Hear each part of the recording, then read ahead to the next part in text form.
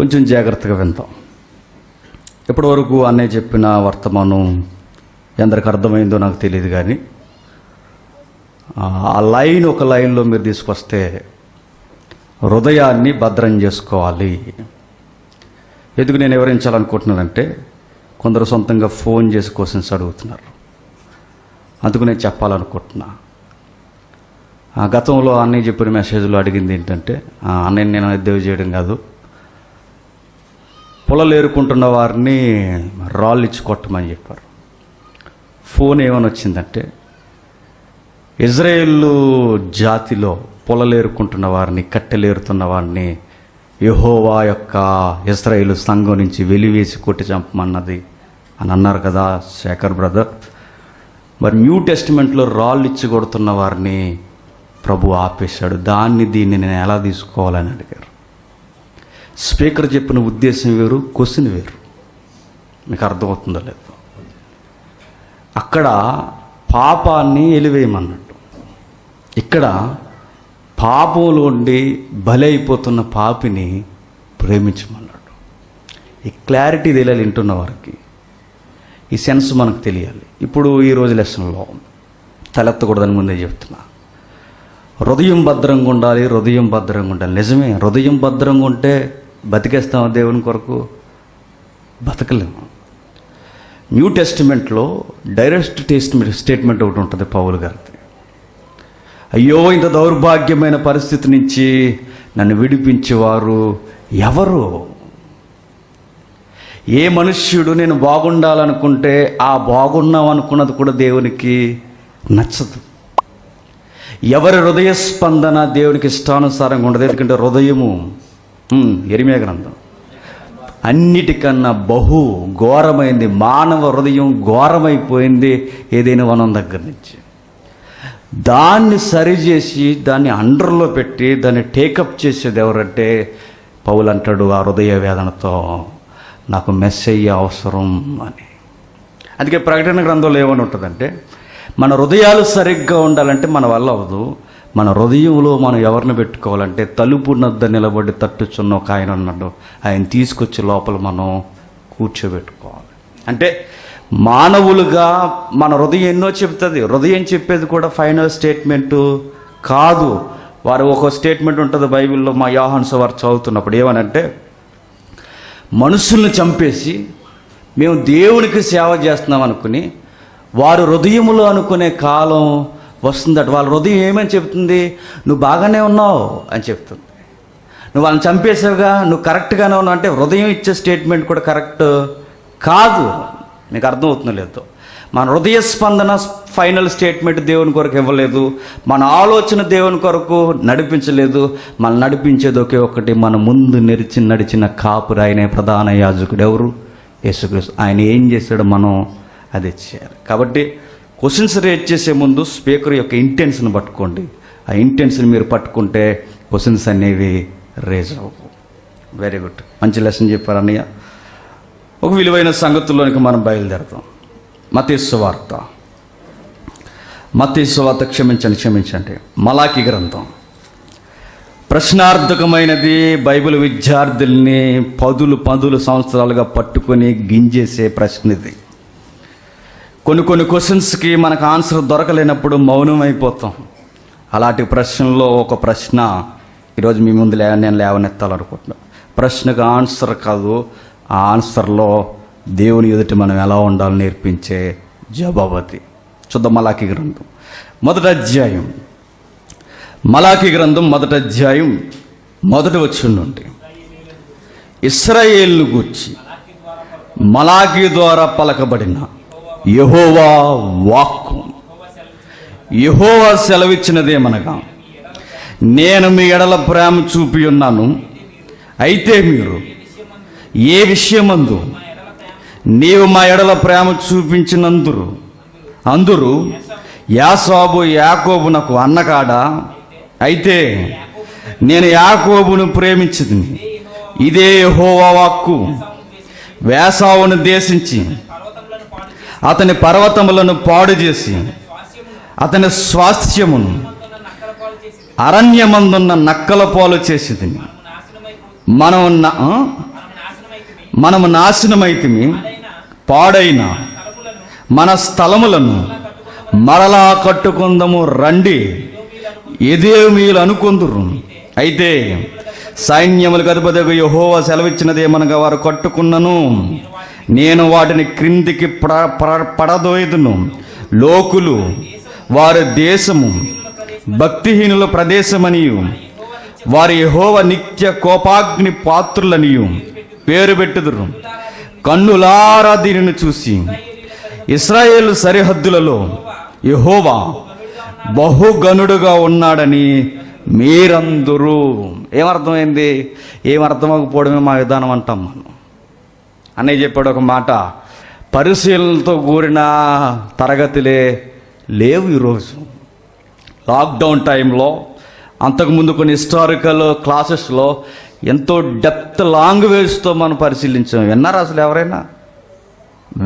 బయట ఉన్నవారు ఎట్టున్నారు, మనవారు ఎవరు వినరు. ఏడిసేవలేరా జేమ్స్ అన్నట్టే. ఈరోజు నేను నేరుగా మేము ప్రశ్న పెడుతున్నా, మీకు బైబిల్ చదివే దమ్ముంటే, నేను మరలా అడుగుతున్నా, మీకు బైబిల్ చదివే దమ్ముంటే, మీరు బైబిల్ విద్యార్థులైతే, నిజముగా నువ్వు క్రైస్తవుడు అయితే, నేను క్వశ్చన్ అడుగుతున్నా, యాకోబుని ప్రేమించడం ఏంటి, ఏసావుని దేశించడం ఏంటి? ప్రేమిస్తే ఇద్దరిని ప్రేమించాలి. నేను అడుగుతున్నాను మరలా డైరెక్ట్ క్వశ్చన్, మోసగాడు ఎవరు? యాకోబు. మరి యాకోబుని దేవుడు ప్రేమించడం ఏంటి? ఇప్పుడు మనం చేసే పని చెప్పిన చేతులెట్టి దండం పెట్టేస్తాం అంతే. ఇదే క్వశ్చన్ ఒక బయట ఉన్న ముస్లిం అడిగితే, ఇదే క్వశ్చన్ ఒక బయట ఉన్న అన్యుడు అడిగితే, బైబిల్ గ్రంథ విద్యార్థిగా నీ దగ్గర ఉన్న ఆన్సర్ ఏంటి? ఏముండదు, బెబ్బే. మరి ఇన్ని సంవత్సరాల సహవాసంలో, ఇన్ని తరగతుల్లో, ఇంతమంది స్పీకర్లో మీరెన్నదే నేర్చుకున్నది ఏంటి అని అడిగితే ఎన్నమంతే అంటాం మనం. నేను అడుగుతున్నా మరలా జరుగుతున్న సందర్భం ఏంటో ఒకసారి మీరు చూడండి. ఇశ్రాయేలును గూర్చి మలాకి ద్వారా పలకబడిన యెహోవా వాక్యం. మలాకి అర్థం ఏంటో తెలుసా? మెసెంజర్ అని అర్థం. నిజానికి ఎవరైనా మెసెంజరే. ప్రవక్త మెసెంజర్, నీతిమంతుడి మెసెంజర్, ఇక్కడ నిలబడిన ఎవాంజలిస్ట్ మెసెంజర్, దేవుని కొరకు మాట్లాడుతున్నవారు ఎవరైనా మెసెంజరే. కానీ ఈయనేంటి ప్రత్యేకంగా పేరే పెట్టుకున్నాడు, ఏమని? ఆ మెసెంజర్. ఏం మెసేజ్ చెప్పడానికి? యెహోవా వాక్కును గురించి చెప్పడానికి. ప్రాఫిట్స్ అనేది ఎలా సొసైటీలోకి వచ్చేవారంటే, ఒక ప్రవక్త సొసైటీలోకి వస్తున్నాడంటే బాగా గమనించండి, ప్రజల యొక్క పాపాలు మితిమీరినప్పుడు ప్రవక్త ప్రత్యక్షమయ్యేవాడు. మరలా ప్రజల యొక్క పాపాలు ఆకాశాన్ని అంటేలా ఉన్నప్పుడు ప్రవక్తలు అనేది దేవుని తరపున ప్రత్యక్షమయ్యేవారు. మలాకి తర్వాత నేను చెప్తున్నాను, మరలా 400 సంవత్సరాలు దేవుడు ప్రజలతో మళ్ళీ చివరి మెసేంజర్ ఆయన. ఇశ్రాయేలు పట్టికలో ఆ గాడిలో లాస్ట్ మెసెంజర్ ఇశ్రాయేలుకి ఎవరంటే చెప్పండి? మలాకి. కూర్పులో మలాకి తర్వాత 400 సంవత్సరాలు యెహోవా వాక్కు ప్రజలకి లేదు, ఇవ్వలేదు ఆయన. ఎందుకో చెప్పనా? వినగలిగే చెవి లేనప్పుడు, గ్రహించే హృదయం లేనప్పుడు, వినే స్వభావం కలిగిన మనసు లేనప్పుడు యెహోవా వాక్కు అందదు. నిలబడతాం, మాట్లాడుకుంటాం, ఏం మాట్లాడుకుంటాం అర్థం ఉండదు. కూర్చుంటాం, వింటాం, ఏం వింటున్నాం మనకు అర్థమవుదు. ఏదో మోగ వార్తలు విన్నట్టుగా చేస్తుంటాం. నేను చాలా సంవత్సరాల క్రితం చెప్పాను, ఎంతమంది గుర్తుందో, మా ట్రైనింగ్లో మాకు డే క్లాసులు జరిగేవి. ఆఫ్టర్నూన్ తర్వాత ఈవినింగ్ టచ్ అవుతున్నప్పుడు ఎపన్ డ్రిల్ అంటారు దాన్ని. దానికి ఎపన్ ఎలా ఇప్పాలి, ఎలా బిగించాలి, మరలా గ్రెనేట్ ఎలా వేయాలి, ఫీల్డ్లోకి వెళ్ళిన తర్వాత ఎనిమిని ఎలా అసాల్ట్ చేయాలి, నక్సల్ని ఎలా చంపాలి, ఇవన్నీ క్లాసులు జరిగినప్పుడు మేము అటెన్షన్గా వింటున్నాం లేదో, అక్కడ ఉన్న ఎవరైతే ఉన్నారో పోలీసు వారు, అక్కడ మెసెంజర్లు, వారి టీచర్స్, వాళ్ళొక ఒక విధానం మమ్మల్ని అడిగేవారు. ఏమనంటే సరిగ్గా మనం వింటున్నాం లేదో ఒక థీమ్ అడిగేవారు. ఇప్పుడు నేను అడుగుతాను, మీరు కూడా చేయండి. ఇదేంటి చెవి పట్టుకోండి పర్లేదు, మీ చెవే, పక్క వాళ్ళొద్దు. చెవి పట్టుకున్నారు, ముక్కు పట్టుకోండి, కళ్ళు పట్టుకోండి, చెవి పట్టుకోండి, ముక్కు పట్టుకుంటున్నారు చూసారు. అటెన్షన్ ప్లే చేయం, వింటాం కానీ ఏం చేస్తున్నాం మనకి తెలియదు. బాడీ ప్రజెన్స్లో ఉంటుందట, మైండ్ మాత్రం ఆబ్సెంట్లో ఉంటుందట. సంగమా, ఇది మంచి వైఖరి కాదన్నాడు ఇశ్రాయేలుతో. మలాకీ గ్రంథం ఇప్పుడు చదవబడిన మొదటి వచనం నుంచి 5 వచనాల వరకు రాయబడిన వచనాలు ఏవైతే ఉన్నావో, ఈ వచనాల్లో మన ప్రశ్న ఏంటంటే, నేను అడుగుతున్నాను, యాకోబునే ఎందుకు ప్రేమించాడు? యాకోబు మోసగాడు కదా. యాసావుని దేశించడం ఏంటి? కూరడిగినంతగా అలా చేసేస్తాడా దేవుడు? మీరు అంత బౌండరీలో నిలబడి ఇద్దరిని ఆ లోపల జోన్లో పెట్టి యాసావు చేసింది ఏంటి, యాకోబు చేసింది ఏంటంటే, ఈయన గారు చేసిన లిస్ట్ ఎక్కువ ఉంది. ఎవరిది? యాకోబుది. యాసింది ఏంటి? కూరడిగాడంతే, ఎర్రగా ఉన్నది ఇవ్వకపోతే చచ్చిపోతాను అన్నాడు. తిండి ప్రియుడు ఎవరు? యాసావు. దానికే ఎలానా? మాత్రం దానికే ఎలా అయిపోయాడా? ఎలా అయితే నేను చెప్తున్నాను, యెహోవాని అనుసరించాల్సిన అవసరం మనం లేదని అన్యుల ఎదుట ఒప్పుకోలేము. ఎందుకో చెప్పనా? పక్షపాతం దేవుళ్ళలోనూ ఉంటే, ఇక నేను ఎన్ని చేస్తే ఏంటి, దేవుడికి నేను నచ్చకపోతే ఇంక ఎన్ని చేసినా దేవుడికి నచ్చుతాను నేను? నచ్చను. ఆయన ఇష్టపడిన వాళ్ళని ప్రేమిస్తాడు, ఇష్టపడిన వారిని ద్వేషిస్తాడు. యాకోబు ఎందుకు నచ్చాడంటే ఆన్సర్ ఉందా మన దగ్గర?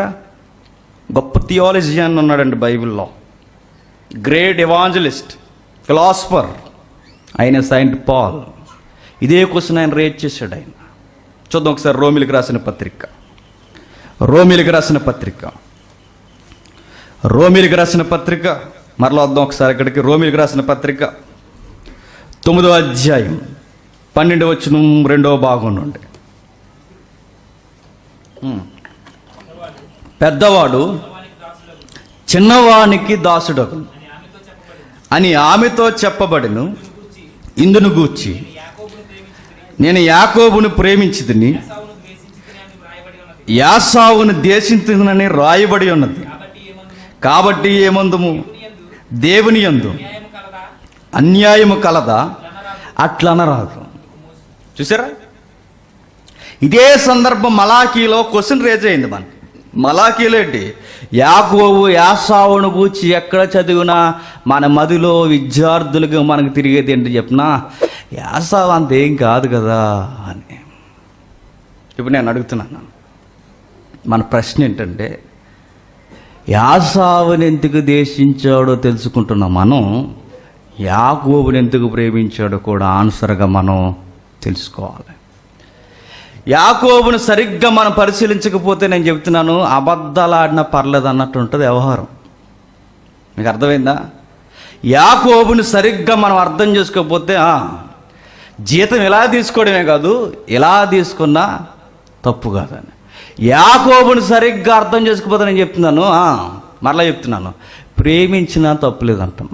ప్రేమించడం అంటే ఇంక ఇప్పుడు రండి బయటికి, అది ఉందిగా, బీచ్లో ఇసుకలా, పార్కులో తుప్పల్లా, ఇంకా ఏమన్నా చెప్పండి, ఆ అట్మాస్ఫియర్ తప్పులేదు అనిపిస్తుంది. కాదు, ఇదంతా కాదు. యాకోబులో ఏదో సాఫ్ట్ కార్నర్ దేవునికి నచ్చింది, అది మనకు తెలియాలి.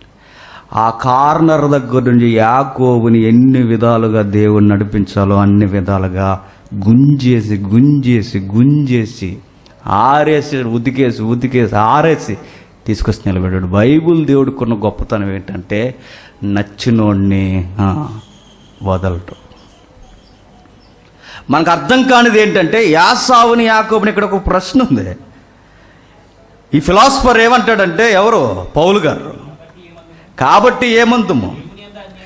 దేవుని యందు అన్యాయం కలదా? దేవుని యందు అన్యాయం కలదా? అలా అనకండి అన్నాడు. మనకు ఆ క్వశ్చన్ వచ్చేస్తుందనే ఆ క్వశ్చన్ ఆయనే రేట్ చేసేసాడు. ఎవరు? పౌలు గారు. ఇంకా కిందికి వెళ్తాను ఇచ్చిన బ్యూటిఫుల్ ఎగ్జాంపుల్ ఏంటంటే, చేయబడుతున్న మట్టి పాత్ర చేస్తున్న కుమ్మరి వైపు చూసి, నన్ను ఎందుకు ఎలా చేసావు అని అనదగునా అన్నాడు. అంటే ఇది ఎలా ఉందంటే ఈ ఆన్సరు, నోరు మూసుకో అన్నట్టుందా లేదా చెప్పండి. యాకోబు ఎందుకు నచ్చాడు, యాసావు ఎందుకు నచ్చాడంటే, నోరు మూసుకో అని అంటే ఇంకెందుకు మనకి అంటే ఇక దేవుడు తనకు నచ్చిందల్లా చేసుకుంటూ పోతూ మనల్ని మాత్రం ఇలా ఉండంట్రా, ఇలా చేసినందుకు మిమ్మల్ని చంపేస్తున్నానంటే అది ఏదో హైందవ లేదా భారతదేశపు మైథాలజీలో ఉంది చూడండి. అలా అయితే నేను చెప్తున్నాను, ఇది కూడా కథల పుస్తకం అవుతుంది. సత్యదేవుడు అన్న పేరు మనం పెట్టడానికి బహుశా జంకాల్సి వస్తుంది.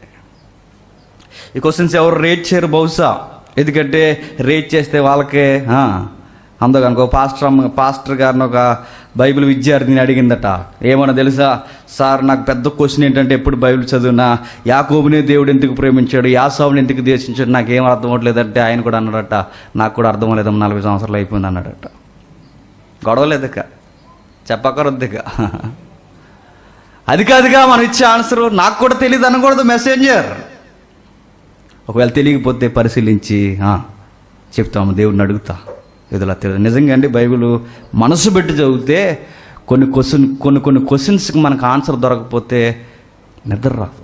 నిజంగా చెప్తాను, ఎక్స్పీరియన్స్ నాకు ఉంది, చదువుతున్న వరకు ఉంది, చాలామందికి ఉంది. అది అర్థం కానంత వరకు నిజం చెప్తున్నాను, ఏదో కోల్పోయినట్టు, ఏదో నలుగురిలో ఉన్నా ఏదో ఆలోచిస్తున్నట్టు, దాని ఆ సంగతి ఏంటి అసలు అది అర్థం కాదు మనకి.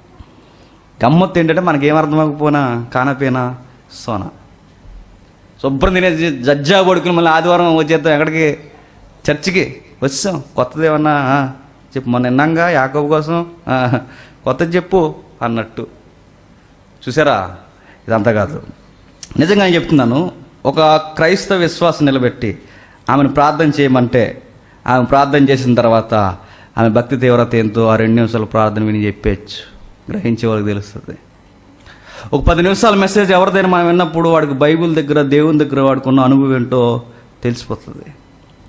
ఒకరితో మనం విస్తరించి మాట్లాడుతున్నప్పుడు, అతను బైబిల్ గురించి మాట్లాడుతున్నప్పుడు ఆయనకున్న బైబిల్ దగ్గర దమ్ము ఏంటో మనకి అర్థమైపోతుంది.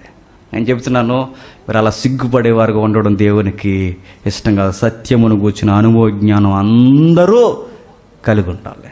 కనుక ధన్య జీవితం ఏంటంటే మన సంఘంలో చాలా డెప్త్ లాంగ్వేజ్తో లెసన్స్ మనం వింటున్నాం. మరి ఎంతమంది పట్టుకుంటున్నారో తెలియదు, కానీ ఎక్కడెక్కడో ఉన్నవారు పట్టుకుంటున్నారో.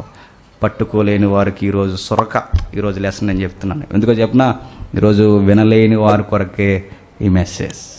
నిజంగా చెప్తున్నాను, మొహమాటం లేకుండా ఈరోజు ఈ లెసన్ మీరు మొదలు పెట్టుకుంటే, నేను రేపు నుంచి చెప్తున్నాను, వచ్చే వారి నుంచి ఎవరు వాక్యం వినబడుతున్నప్పుడు బయటికి పోరు.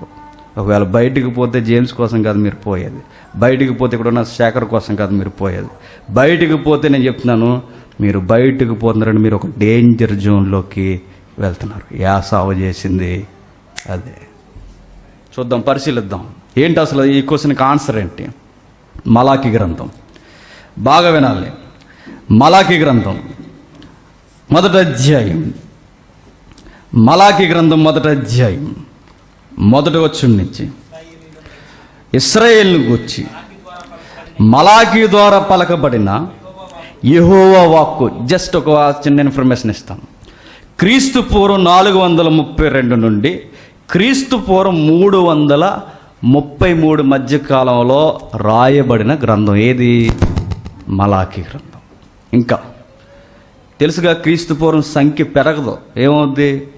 తగ్గుద్ది. పెద్ద సంఖ్య నుంచి కిందకు తగ్గుద్ది. ఇప్పుడు 2020 తర్వాత 2021 పెరుగుద్ది సంఖ్య. క్రీస్తు పూర్వం అలా ఉండదు, తగ్గుద్ది. 2021 అనుకోండి, 2020కి వస్తుంది, 2019కి వస్తుంది, 18కి వస్తుంది. అలా దిగి 0 లెవెల్కి వచ్చి యేసుక్రీస్తు పుట్టుక దగ్గరకు వచ్చి కాలం ఆగిపోద్ది. ఇది క్రీస్తు పూర్వం, క్రీస్తు శకం, కాలాన్ని విభజించడం అది. అయితే రాయబడిన ఈ సంగతులు సుమారు 4వ శతాబ్దం నుంచి 3వ శతాబ్దపు మధ్య కాలంలో రాయబడ్డాయి. చరిత్ర. యెరూషలేము బబులోను సామ్రాజ్యంలో 70 సంవత్సరాలు ఉంది. తెలుసుగా చరిత్రది. యెర్మియా గ్రంథంలో ఆయన పేరే ఏడ్చే ప్రవర్త. ఎవరు? యెర్మియా గారు. ఏడ్చేవాడు ప్రజల గురించి, ఎప్పుడు వినేవారు. ఎంత ఏడ్చినా ఎన్ని చెప్పినా, నువ్వు మాకు చెప్పడం, నువ్వు చెప్పిన మెసేజ్ రాంగ్ అనేవారు, నువ్వు చెప్తున్నా మేము వినం అనేవారు, నువ్వా మాకు చెప్పి వచ్చేదనేవారు. ఏడ్చేవాడు, పక్కకు పోయి తలుపులు వేసుకుని చాటు నుండి నేను ఏడుస్తున్నాను అనేవాడు. ఎవరు? యెర్మియా. అలాంటి యెర్మియా ఒక ప్రవచనం చెప్పాడు, 70 సంవత్సరాలు బబులోను సామ్రాజ్యంలో ఇశ్రాయేలు జనాంగమా నువ్వు గొడ్డు బారిపోతావు అన్నాడు. అలాగే ఉండిపోయారు. ఎవరు? ఇశ్రాయేల్. ఆ చెర అనంతరం జెరుబ్బాబెలు, నెహెమ్యా లాంటి గవర్నర్స్, ఇంకా ఎవరైతే ఉన్నారో ప్రవక్తలు, నీతిమంతులు, Ezra, Nehemiah government employee, Ezra యాజకుడు, వీళ్ళ ఆధ్వర్యంలో మరలా ప్రజలు ఒక తాటి మీకు వచ్చారు. కన్స్ట్రక్షన్ జరిగింది, చక్కగా ఉన్నారు, ఓకే, ఇలా రన్ అవ్వాలని నేర్పించారు. కాలం గడిచింది. 100 సంవత్సరాల తర్వాత మరలా కథ మొదలుకు వచ్చింది.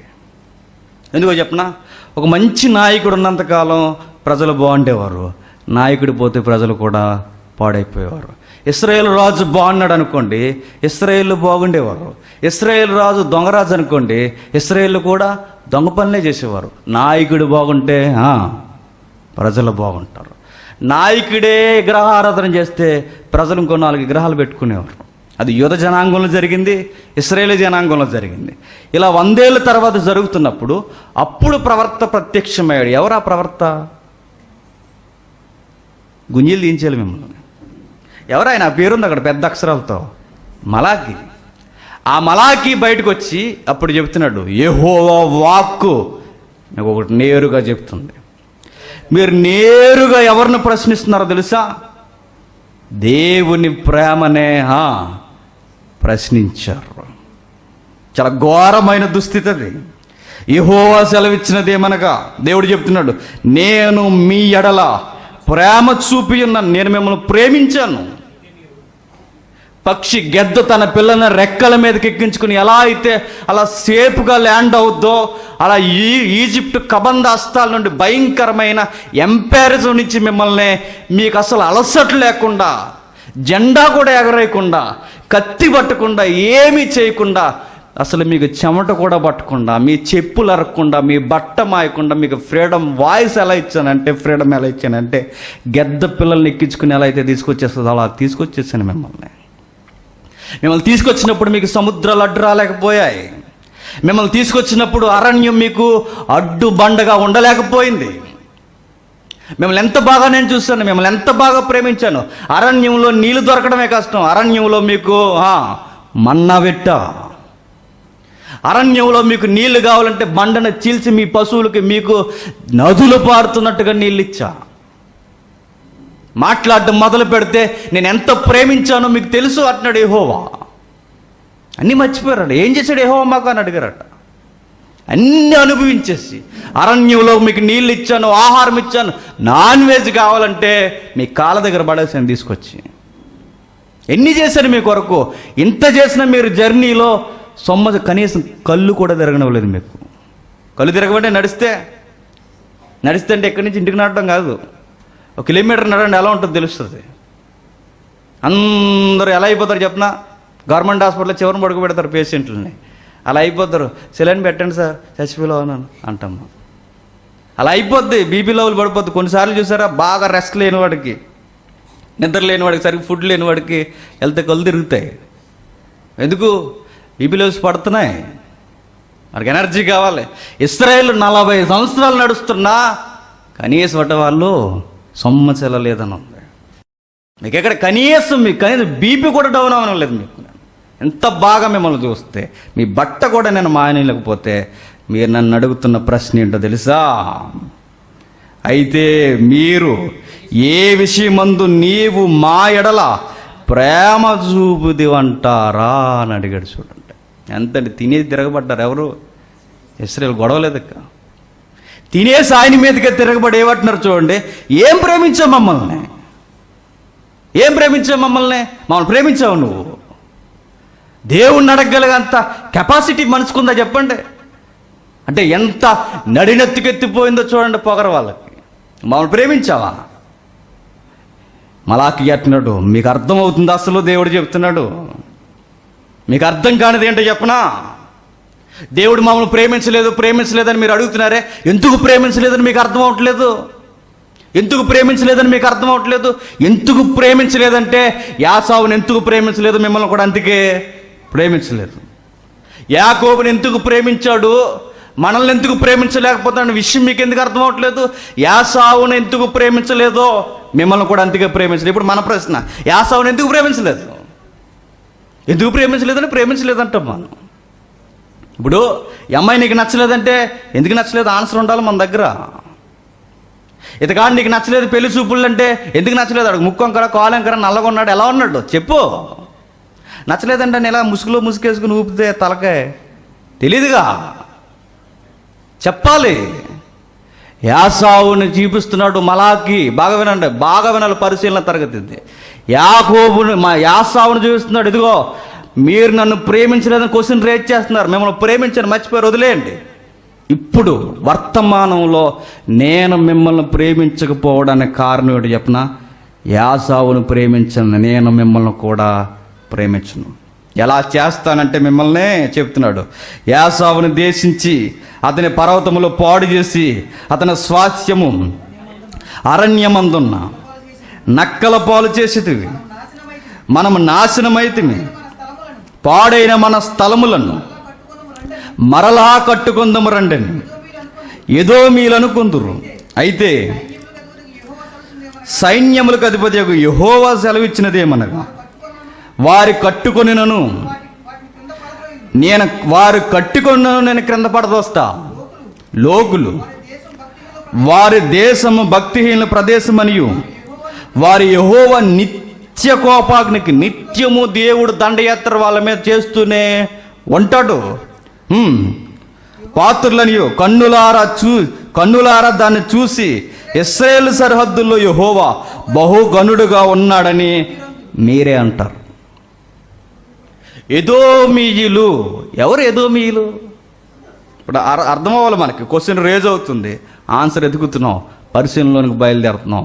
మీరు సరిగ్గా పరిశీలించకపోతే నేను చెప్తున్నాను 4-5 వరకు పరిశీలిస్తూనే ఉంటాం. లేచిపోయిన వారి పేరు లైవ్లోనే చెప్పబడడం జరుగుద్ది. ఇంకా పలానా బ్రదర్ వెళ్ళిపోతున్నాడు చూడండి, కెమెరాలో తిప్పండి అంటాం గొడవ లేకుండా. సిగ్గు లేకుండా వెళ్ళిపోతుంటే ఇంక వెళ్ళిపోయాం అంతే. మాకు సిగ్గు ఉంది త్వరగానే పరిశీలిస్తాం అనుకుంటే సపోర్ట్ చేయండి, త్వరగా అయిపోతుంది. జరుగుతుంది చూడండి. ఎదోమీయులు అనేది ఒక దేశం. ఎక్కడి నుంచి వచ్చారు ఎదోమీయులు? యాసావు. ఇప్పుడు మనం పరిశీలిద్దాం. ఎదోమీయులను చూపిస్తూనే ఇశ్రాయేలుకి బుద్ధి చెప్తున్నాడు. ఇశ్రాయేలుకి బుద్ధి చెప్తున్నాను దేవుడు, మిమ్మల్ని ఎందుకు నేను ప్రేమించలేకపోతున్నానంటే ఎదోమీయుల యొక్క వైఖరి మీకు కూడా వచ్చింది. యాసావుని జనకుడు పితరుడు, ఎదోము తెగకు మూల పితరుడు యాసావు నేను ఎందుకు ప్రేమించలేదో మీకు అర్థమైతే నేను మిమ్మల్ని ఎందుకు ప్రేమించలేదో మీకు కూడా అర్థమవుతుంది. చూద్దాం, ఇప్పుడు స్టడీకి వెళ్దామా? చాలాసార్లు చదివేసాం ఆ అధ్యాయాల వచనాలు, కానీ ఒక డిఫరెంట్ ఆన్సర్ మనకి ఈరోజు కనబడుతుంది. చూడండి, ఆదికాండం 25వ అధ్యాయం, ఆదికాండం 25వ అధ్యాయం 27వ వచనం. ఆ చిన్నవారు ఎదిగినప్పుడు యాసావు. ఎవరా చిన్నవారు? మా చిన్నోడే అనకూడదు. ఎవరా చిన్నవారు అక్కడ? యాకోబు, యాసావు. ఆ చిన్నవారు ఎదిగినప్పుడు యాసావు ఏటాడుటయందు నేర్పరి అయి అరణ్యవాసిగా ఉండెను. యాకోబు సాధువై గుడారముల్లో నివసించు. నా వచ్చిన అన్ని పరిశీలించి విడదీసి ఆలోచిద్దాం. ఆ చిన్నవారు ఎదిగినప్పుడు ఎవరు ఆ చిన్నవారు? యాకోబు, యాసావు. చూసారా? ఇమేజెస్ కూడా చూడండి, మీకు అర్థమవుతాయి. యాసావు యాకోబు యొక్క యాటిట్యూడ్ని ఆ ఇమేజ్లో మీరు గమనించండి. నేను చదువుతాను, మీరు వీలైతే బైబిల్ చూడండి, ఆ ఇమేజ్కి లుక్ వేయండి. చిన్నవారు ఎదిగినప్పుడు యాసావు ఏటాడుటయందు నేర్పరి అయి. ఎక్కడ నేర్పరి అయి? అరణ్యములో ఇల్లు పట్టుకుని జంతువులను వేటాడడానికి నేర్పరి అయి. ఇప్పుడు నేను చెప్తున్నాను, వారి టేస్ట్లు ఏంటి, వారి డిజైర్లు ఏంటి, వారి యొక్క యాటిట్యూడ్ ఏంటి, ఒక్క 27 వచనం చెప్తుంది చూడండి. మరలా వారి రుచులేంటి, వారి యొక్క గోలేంటి, వారి యొక్క బ్రతుకు విధానం ఏంటి, ఆ 27 వచనం చూడండి. చిన్నవారు ఎదిగినప్పుడు యాసావు యొక్క కోరిక ఏంటంటే నేను ఏటగా నవ్వాలనుకున్నాడు. మనం కూడా అప్పుడప్పుడు ఏదైనా చిన్న బాణం దొరికితే మనం ఫీల్ అవుతాం. ఎలా చెప్పండి? అది వెళ్దాం, ముందు ఇది వెళ్ళిపోద్ది. ఏది విల్లు బాణం వెళ్దాం. చూసారు చాలామంది బాణం వేసినప్పుడు అరే అంటారు. మనకు అంత సీన్ లేదని దాని అర్థం. కొన్నిసార్లు గురి పెడుతున్నప్పుడు వాళ్ళు కరెక్ట్ పెట్టరు. ఎందుకంటే అంత ప్రాక్టీస్, వాళ్ళకి అంత నచ్చింది, అంత విధానం అది. వాళ్ళు కొడితే తల మీద యాపిల్ పెట్టి కొట్టమన్నా కొట్టేస్తారు. మనం యాపిల్ పెడితే ఏం కొడతాం చెప్పండి? చెప్పండి. ఆడు గుండెలో కొట్టేస్తాం గొడవ లేకుండా. ఇతడు కన్ను బాగొట్టేస్తాం మనం గొడవ లేకుండా. యాసావట చాలా సూటిగా ఫైరింగ్ ఇస్తాడట ఆయన. యాసావు ఏట యందు నేర్పరియై అరణ్యవాసిగా ఉండు. ఏ టేస్ట్ ఉందో చెప్తున్నారు, ఎక్కడుంటాడో కూడా చెబుతున్నాడు. యాసావు ఎక్కడుండేవాడట? ఎక్కువ అరణ్యంలో ఉండేవాడట. మరి నెక్స్ట్ ఉన్నాడు మన బాయ్ ఎవరు? యాకోబు గారు. యాకోబు సాధువై గుడారములలో నివసించి చూసారా? ఆయన గారు చేసే పని చూసారా? గొర్రె పిల్లకి గడ్డి తినిపిస్తున్నాడు గొడవ లేకుండా, బోర్లు ఒడుకుని. ఎవరో వేస్తారు కానీ భలే వేస్తారు. యాకోబు సాధు అంటే సైలెంట్గా, నిమ్మలంగా, ఆడికి రోజు గ్లూకేజ్ ఇవ్వాలన్నట్టుగా, అలా పీలగా అమ్మ నాన్న అన్నట్టు తిరిగేవాడు అనమాట. ఎవరు? యాకోబు. నిజానికి యాకోబు బలిష్ఠుడు అనుకోకండి, సౌమ్యంగా ఉండేవాడు. సౌమ్యంగా. సాధువు అంటే పెద్ద ఎక్కువ ఎవరితో మాట్లాడు. ఆ చిన్న అబ్బాయి ఎప్పుడు బయటికి రాడు.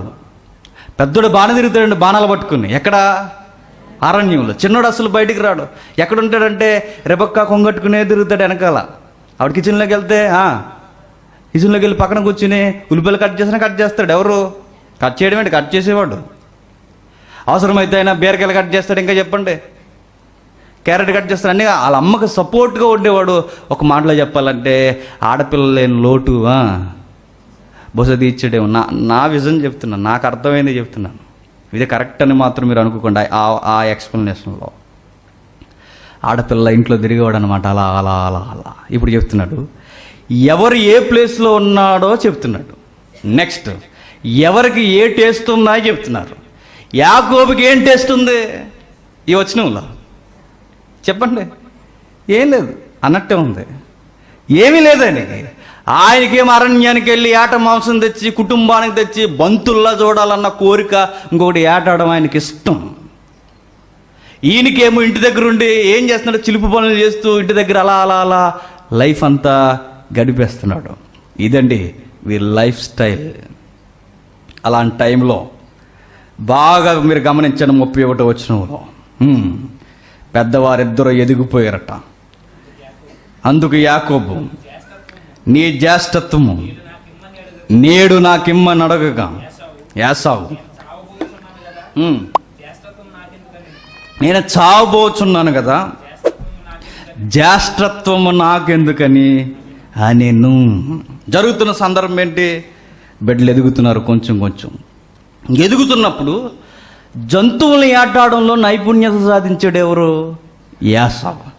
ఇంటికాడున్న ఈ పెద్ద మనిషి ఎవరు? యాకోబు. ఈయన కూడా నైపుణ్యత సాధించాడు. ఎందులో చెప్పండి? మా గుడారపు వంట స్టార్ట్ చేశాడు. ఆయన వండితేనట దూరంగా ఉన్నవాడు కూడా ఇలా వచ్చేస్తాడు. 4 ఏళ్ళ చూసే ఒక యాడ్ వచ్చేది. నేను చాలాసార్లు చెప్తుంటే యాడ్ చిన్నప్పుడు వచ్చేదండి. క్రికెట్ ఆడుతున్నప్పుడు కరెక్ట్గా మధ్యలో వచ్చేది ఆ యాడ్. అది క్రికెట్ చూస్తున్నప్పుడు ఆ యాడ్ ఎలా ఉంటుందంటే, వాళ్ళు సీరియస్గా రెడీ అయ్యి మొత్తం లగేజ్ సర్దుకుని కారులో పెట్టుకుని సీరియస్గా వెళ్ళిపోతూ ఉంటారు ఫ్యామిలీతో. చక్కగా ఆవిడ ఫ్రంట్ సీట్లో ఆవిడ కూర్చుంటుంది, ఈయన డ్రైవింగ్ సీట్లో ఉంటాడు, పిల్లలందరూ వెనకాల ఉంటారు, లగేజ్ అంతా వెనకేసి వెళ్ళిపోతూ ఉంటారు. వెళ్ళిపోతూ ఉండగానే ఒక ఈదులో ఇలాగా స్పీడ్ బ్రేకర్ వచ్చినప్పుడు ఇలా తిప్పుతూ ఉన్నప్పుడు ఆ కిటికీలోంచి గుమ్మగుమ్మలు అలా వస్తాయి. వచ్చి నిన్న కారు అక్కడ ఆపేసి డోర్ కొట్టేసి మరి మాకు అంటారు. అప్పుడు వచ్చింది అదేదో మసాలా పౌడర్ ఉండేదండి. అది ఆ మసాలా పౌడర్ గట్టాలో జర్నీ ఆపేసి కారు అక్కడ వదిలేసి లగేజ్ వదిలేసి పిల్లలు వదిలేసి వచ్చేసారు. ఎక్కడికి? మాకు పెట్టరా అని. రుచికి కొన్నిసార్లు చూడండి, కొన్నిసార్లు ఆడ ఆల్రెడీ అన్నం తినేసి ఉంటాడు, భోజనం చేసి ఉంటాడు. భోజనం చేస్తున్నా కానీ ఆ వట్ల గురించి వెళ్తున్నప్పుడు ఆ వట్ల గురించి అడిగి ఏం స్మెల్ వచ్చింది అనుకోండి, బైక్ అర్జెంటుగా ఆపేసి అడిగి ఎన్ని పనులు ఉన్నా అనవసరంగా అక్కడ ఒక ఆఫ్ అన్న కొట్టేసి వెళ్ళాల్సిందే. కొన్ని రుచులు మనల్ని ఏం చేస్తాయి అంటే చెప్పండి, పట్టేస్తాయి. కొన్నిసార్లు మనం ఇంట్లో కోపమించినప్పుడు, సీరియస్గా కోపగించినప్పుడు గుమగుమలు అటు నుంచి వస్తుంది అనుకోండి, ఉపవాసం విరామించుకుంటాం. అయినా నువ్వు వండితే నేను ఎందుకు తినకూడదు, కష్టం నాది, తినేస్తానంట. రాజీ పడిపోతాం. టేస్ట్కి మన మనసు ఏమవుద్దంటే మారిపోద్ది. నేను చెబుతున్నానండి, ఈ మాటలు మీరు అర్థం చేసుకోండి.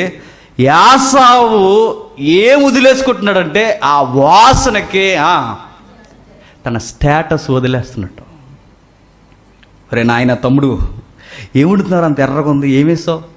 కొత్తగా దంచిన చెప్పండి, మిరగాయలు అన్నాడు, ఏమన్నాడు మరి, కొత్త కారం అన్నాడు. బాగుందిరా, బాగుంది, నాకు కొంచెం పెడతావా అని అడిగితే, మరి అరణ్యంలో తిరిగి వచ్చాడుగా, తిరిగేవాడికి ఆకలి ఎక్కువ వేస్తుంది. తిరిగి వచ్చిన తర్వాత నాకు పెట్టరా అని అడిగితే, పెట్టాలంటే షరతులు వర్తిస్తాయి మై డియర్ బ్రదర్ అన్నాడు. ఎవరిని? యాసావు. షరతులా?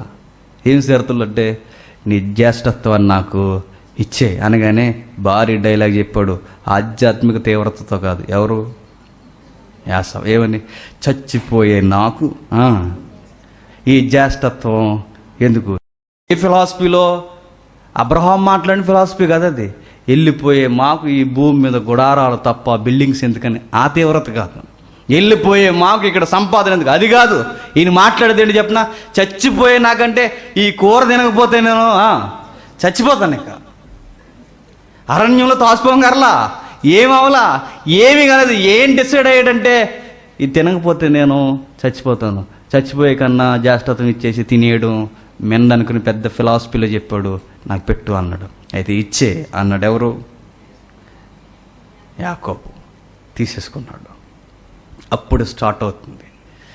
యాసావు జీవితంలో చేసిన మిస్టేక్ ఏంటంటే జ్యేష్ఠత్వాన్ని ఇచ్చేయడం. జ్యేష్ఠత్వం అనగానే తండ్రి తర్వాత తండ్రి అంత తోడు. ఏమిచ్చినా రెండు పాలు ఇస్తారు. ఎందుకు? పెద్ద కుమారుడికి ఎందుకు ఇస్తారంటే, తర్వాత పిల్లల్ని, వారి బాధ్యతల్ని, వారి కట్న కానుకల్ని, కట్నాలు ఇచ్చేవారు వాళ్ళు కల్దీల్లో, కట్న కానుకల్ని, వీటన్నిటినీ మెయింటైన్ చేయాలంటే ఒక పాలు కుటుంబానికి ఖర్చు పెట్టి ఒక పాలు తనకి ఉంచుకోవాలి. అందుకే పెద్దవానికి బాధ్యతలు నెరవేరుస్తాడు కనుక భూభాగాలైనా ఆస్తి ఏదైనా పర్సంటేజు ఎక్కువ ఉండేది. ఎందుకంటే నెక్స్ట్ వాళ్ళు ఏం చేయాలి, పిల్లల్ని ఆయనే చదివించాలి, ఆయనే చూసుకోవాలి, ఆయనే పిల్లలను సాకాలి, ఆయనే పెళ్ళిళ్ళు చేయాలి. అందుకే పెద్దోడికి ఎన్ని ఇస్తారంటే చెప్పండి, 2 పాలు ఇస్తారు. యాసావుకి తండ్రి స్థానం, తండ్రి తర్వాత తండ్రి. ఇది భౌగోళికమైన కుటుంబంలో తండ్రి తర్వాత తండ్రి అంతే బాగానే ఉన్నాం. కానీ ప్రాబ్లం అక్కడ లేదు. ఏ తండ్రి తర్వాత తండ్రి అంటే బాగానండి, అబ్రహాము తర్వాత ఇస్సాకు, ఇస్సాకు తర్వాత చెప్పండి యాసావు. ఆ ప్లేస్ ఇచ్చేస్తున్నాడు. ఎవరు? యాసావు. ఆయన అనుకుంటున్నాడు ఇవ్వబడిన దాని యొక్క విలువ యాసావుకి తెలియదు. కొన్నిసార్లు మన దగ్గర ఉన్న విలువ మనకి తెలీదు. యాసావు గురించి చాలా భయంకరమైన మాట రాయబడింది బైబిల్లో. ఏం అర్థం అవట్లేదంటే, నేను ఇచ్చేసేది ఏదో మాటల వరుసకి ఇచ్చేసేది కదా, నేను ఇచ్చేసేది నా పితరుల దేవుడు నా పితరులను లేపాడు ఎక్కడ, కానాను దేశానికి తీసుకురావడానికి ఊరనే పట్టణం నుండి నా పితరుల జనకుడు మూల పురుషుడు అబ్రహాము దగ్గర నుంచి పిలిచి అందరినీ వదిలించి నడిపించి ఆయన్ని దీవించి ఆయనకి ఇచ్చిన వాగ్దానాన్ని, ఈ సంతానాన్ని నేను దీవిస్తాను, దీన్ని కొనసాగించండి అన్నాడు. ఆ రోజు అబ్రహాము మా పితరుడు అందుకున్నదే, మా తండ్రి ఇస్సాకు అందుకున్నదే. ఆ తర్వాత నా దగ్గరికి రాబోయే ఈ జ్యేష్ఠత్వపు వాగ్దానాన్ని నేను ఏం చేస్తున్నానంటే వదిలేస్తున్నానన్న గ్రహింపు యాసావుకి లేదు. ఎందుకు లేదంటే నేను చెప్తున్నాను. ఇప్పుడు 27 వచనం, అతను మనసంతా ఎక్కడుంది చెప్పండి, తినేసి అరణ్యంలో తిరిగేసి ఏదో దాన్ని కొట్టేసి మళ్ళీ తెచ్చేసి మళ్ళీ తినేసి ఆడావుడు తప్ప అతని స్టాండింగ్ ఏటో ఆయనకి అర్థం అవట్లేదు. చిన్నోడికి మాత్రం అర్థమవుతుంది, ఏదో అర్థమవుతుంది చిన్నోడికి. ఏం అర్థమవుతుందంటే, చిన్నవాడికి గుర్తుపెట్టుకోండి, నాకు ఆ ప్లేస్ కావాలి, ఆ ప్లేస్ నాకు కావాలంటున్నాడు. ఎవరు? యాకోబు. ఇంకా కొంచెం ముందుకెళదాం. 27వ అధ్యాయం మొదటి వచనం నుంచి, 27వ అధ్యాయం మొదటి వచనం నుంచి, ఇస్సాకు వృద్ధుడై అతని కన్నులకు మంద దృష్టి కలిగినప్పుడు నా కుమారుడా అతన్ని పిలువగా అతడు చిత్తము నాయన అని అతనితో అనెను. అప్పుడు ఇస్సాకు, ఇదిగో నేను వృద్ధుడను, నా మరణ దినము నాకు తెలియదు, కాబట్టి నీవు దయచేసి నీ ఆయుధములైన నీ అంబుల పొదిని నీ విల్లును తీసుకుని అడవికి పోయి నా కొరకు ఏట మాంసము తెమ్ము. నేను చావకు మునుపు నేను ఆశీర్వదించినట్లు నాకు ఇష్టమైన రుచిగల భోజనములను సిద్ధపరిచి నేను తినుటకే నా యొద్దకు తెమ్మని చెప్పాను. ఇస్సాకు తన కుమారుడకు యాసావుతో ఇట్లు చెప్పుచుండగా రెబెక్కా వినుచుండెను. ఆమె చూపించముడు వీలైతే బాగా వినండి. ఆ సీన్ ఒకసారి మీరు ఊహించుకోండి. ఇస్సాకు వృద్ధాప్యం అంటే ఇంకా చనిపోవడానికి దగ్గరలో ఉన్నాడు, ఇక చావు అంచున ఉన్నాడు అన్నమాట. పెద్ద కొడుక్కి ఇంటి యజమాని ఇస్సాకుకి డిస్కషన్ జరుగుతుంది. చూసారా, వృద్ధాప్యంలో ఉన్న ఇస్సాకు దగ్గర యాసావు మాట్లాడుతున్నప్పుడు వెనక ఎవరో చూస్తున్నారు. యారో మార్క్ తిప్పి ఒకసారి, అదిగో చూసారా, ఆమె ఎవరు? రెబెక్కా. రెబెక్కా అట ఎప్పుడు వీళ్ళిద్దరి మీద కన్ను వేసి ఉంచిందట. ఎందుకు? యాకోబు కోసం. యాకోబుని ఎక్కువ ప్రేమిస్తుందా? ఆ తల్లికి పుట్టినట్టుగా ఎవరు? యాసావు. అంటే చిన్నొన్నొకలా పెద్దొన్నొకలా చూస్తుందా? అంటే కుళ్ళు బుద్ధిదా ఎవరు? రెబెక్కా. అలా అనొచ్చా? ఆ సౌలభ్యం ఇచ్చిందా బైబిల్ అంటే? నేను చెప్తున్నాను, అలా అనడానికి వీలు లేదు. ఆమె మదిలో ఏదో ఉంది. కొన్నిసార్లు మనం చేసే పనులు ఎలా ఉంటాయంటే మంచినే కోరుకుంటాం, వెళ్ళే పద్ధతి మాత్రం బాగోదు. రెబెక్కా చేసే పని అదే. మరలా ఇది అందరికీ అర్థం అవుతుంది. ఈ మాట ఎంతమందికి అర్థమైందో. మంచినే మనం కోరుకుంటాం, మంచే కోరుకుంటాం, కానీ వెళ్ళే పద్ధతి మాత్రం దేవునికి నచ్చదు. రెబెక్కమ్మ చేస్తున్న పద్ధతి కూడా దేవునికి నచ్చదు. ఆమె కోరిక మాత్రం మంచిదే. అర్థం లేదు కదా. ఇస్సాకట బాగా వినండి. ఇస్సాకట, నేను దీవించేస్తాను రా పెద్దోడా, ఇక నేను వెళ్ళిపోతున్నాను అన్నాడు. నిజానికి అబ్రహాము తర్వాత ఇస్సాకు, ఇస్సాకు తర్వాత చెప్పండి, ఈ సౌండ్ రాకపోతే ఊరుకోను. అబ్రహాము తర్వాత ఇస్సాకు, ఇస్సాకు తర్వాత కాదు యాకోబు. ఈ మాట ఎవరు చెప్పారు? పిల్లలు పుట్టి మేలైనను కీడైనను చేయక మునిపే పుట్టబోవారు ఏం చేస్తారో ముందే చెప్పాడు సృష్టికర్త. ఏమని? నీ నెక్స్ట్ జనరేషన్లో ఫీల్డ్లో నిలబడేది ఎవరంటే యాసావు కాదు, యాకోబు. ఎక్కడ? ఎవరికి చెప్పాడు? ఎవరైతే ఆ తెర వెనక ఏదావిడ వెళ్ళిపోయిందా? ఎవరైతే ఆ తెర వెనక ఉండి ఆ తెర వెనక ఉండి చూస్తుందో ఆమెకే చెప్పాడు. ఎందుకు ఎప్పుడూ ఒక కన్నేసి ఉంచింది భర్త మీద, పెద్ద కుమారుడు మీద, చిన్న కొడుకుకి ఏం కావాలో ఎప్పుడో కన్ను ఒక చెవేసి ఎందుకు ఉంచిందో చెప్పిన? దేవుడు స్వయంగా ఆమెకే దేవుడు పట్టి పట్టి చెప్పేశాడు. ఏమని మన క్వశ్చన్కి ఆన్సర్ దొరుకుతుంది చూడండి. ఇదే 26వ అధ్యాయం ఆదికాండం. ఇది అలా ఉంచి 26వ అధ్యాయం ఆదికాండం 22వ వచనం నుండి 25వ అధ్యాయం. ఆమె గర్భంలోని శిశువులు పెనుగులాడిన గనక ఆమె, ఎలాగైతే నేను బ్రతుకుట ఎందుకని అనుకొని ఈ విషయమై యెహోవాను అడుగ వెళ్ళెను. అప్పుడు యెహోవా ఆమెతో ఇట్లనెను, 2 జనములు నీ గర్భములో కలవు, 2 జనపదములు నీ కడుపులో నుండి ప్రత్యేకముగా వచ్చును. ఒక జనపదము కంటే ఒక జనపదము బలిష్టమైండెను. పెద్దవాడు చిన్నవానికి దాసుడగును. ఎవరితో ఏం చెప్తున్నారు? దేవుడు రెబెక్కాకి యాకోబును గూర్చి గర్భంలో ఉండగానే చెబుతున్నారు. లోనన్న వాళ్ళు కుదురుంటలేదట. వాళ్ళిద్దరు ఎవరో లోపలే ఫైట్ చేస్తున్నారట. వాళ్ళకి బెంచ్ ఏంటి చెప్పినా, డయాస్ ఏంటి చెప్పండి, వాళ్ళ అమ్మ గర్భమే. లోపల ఉండి ఏం చేస్తున్నారట? కొట్టుకుంటున్నారట. నిజానికి పిల్లలు కొట్టుకుంటారా లోపలంటే సైన్స్ చెప్తుంది ఎస్. కుమ్ములు అడుకుంటారు. కౌలు పిల్లలు కన్నా తల్లులను అడగండి కుదురుంటారు లోపల.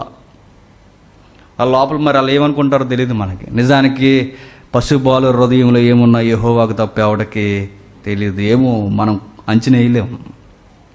వారి హృదయంలోని లోపల ఏముందో మనకు తెలియదు. కానీ కుమ్ములాడి జరుగుతున్నప్పుడు రెబెక్క అనుకుందట నేను చచ్చిపోవడం మంచిదనుకుందట. నొప్పి భరించడం చాలా కష్టంగా ఉందట. ఆ టైంలో దేవుడు చెప్తున్నాడు, తల్లి నీకు విషయం అర్థం అవట్లేదు, 2 దేశాలు నీ గర్భంలో ఉన్నాయి. 2 దేశాలు. ఏ దేశం? ఒకటి ఇజ్రాయేల్ దేశం, 2 ఎదోము దేశం. 2 దేశాలు, 2 జాతులు నీ నుంచి రాబోతున్నాయి. టెన్షన్ అవ్వకు, నీకు భవిష్యత్తు ముందే చెప్తున్నాను. భవిష్యత్తు తిరిగిన దేవునిక చిన్నవాడికి పెద్దవాడు దాసుడైపోతాడు. నా ఇష్టం ఏంటంటే యాకోబుని నేను ఎందుకు ప్రేమిస్తున్నాను బాగా వినండి. యాకోబుని ఎందుకు ప్రేమిస్తున్నానంటే యాసావుకు ఒంటి రోమాలు ఉన్నాయి కనుక నాకు నచ్చలేదు అనలేదు. అది ఆన్సర్ కాదు. యాకోబు చూడడానికి బాగున్నాడు సౌమ్యంగా, అందుకు దేవుడు ప్రేమించాడు, అది ఆన్సర్ కాదు. మరి ఎందుకు ప్రేమించాడంటే దేవుడికి ఒకటి తెలుసు. ఆయన జరిగిపోయిన గతంలో ఉంటాడో బైబిల్ దేవుడు, గతంలో ఉన్న దేవుడు వర్తమానంలో ఉంటాడు, వర్తమానంలో ఉన్న దేవుడు భవిష్యత్తులో ఉంటాడు. ఆయన వెనక్కి వెళ్ళి చూసినా అక్కడ ఉంటాడు, ముందుకొచ్చి వర్తమానంలో ఉన్న ఇక్కడ ఉంటాడు, ఇంకా భవిష్యత్తుకి వెళ్ళిపోయిన అక్కడ ఉంటాడు. దేవుడు ప్రతి కాలంలో ఉంటాడు. ఆయన పేరు నిన్న నేడు నిరంతరము ఏకరీతిగా ఉన్నవాడు. ఆయన పేరే ఉన్నవాడు. ఎప్పుడు ఉంటాడు, ఎక్కడైనా ఉంటాడు. ఆది ఆయనే, అంతము ఆయనే. ఆయనకు ఒక్క మాటలో చెప్పాలంటే దేవునికి భవిష్యత్తు తెలుసు. యాకోబుని బాగానండి. యాకోబుని ఎందుకు ప్రేమించాడంటే భవిష్యత్తులో యాకోబు ఎలా ఉండబోతున్నాడో ముందే దేవుడు తెలుసు కనుక పసిబాలుడుగా ఉన్నప్పుడే యాకోబుని దేవుడు ప్రేమిస్తున్నాడు. అది సంగతి. ముందే ఎందుకు చెప్పేశాడు, ముందే ఎందుకు ప్రేమిస్తున్నట్టు ఆయనకు ముందే తెలుసు. ఎవరికి? దేవుడికి ముందే తెలుసు. రేపేం జరగబోతుందో దేవుడు తెలుసు. నెక్స్ట్ మినిట్ ఏం జరగబోతుందో మనకి తెలీదు. ముందే ఏం జరగబోతుందో దేవుడు తెలుసు కనుక ఇక్కడున్న మనకి అక్కడేం జరగబోతుందో పైన దేవుడు ముందే చెబుతాడు.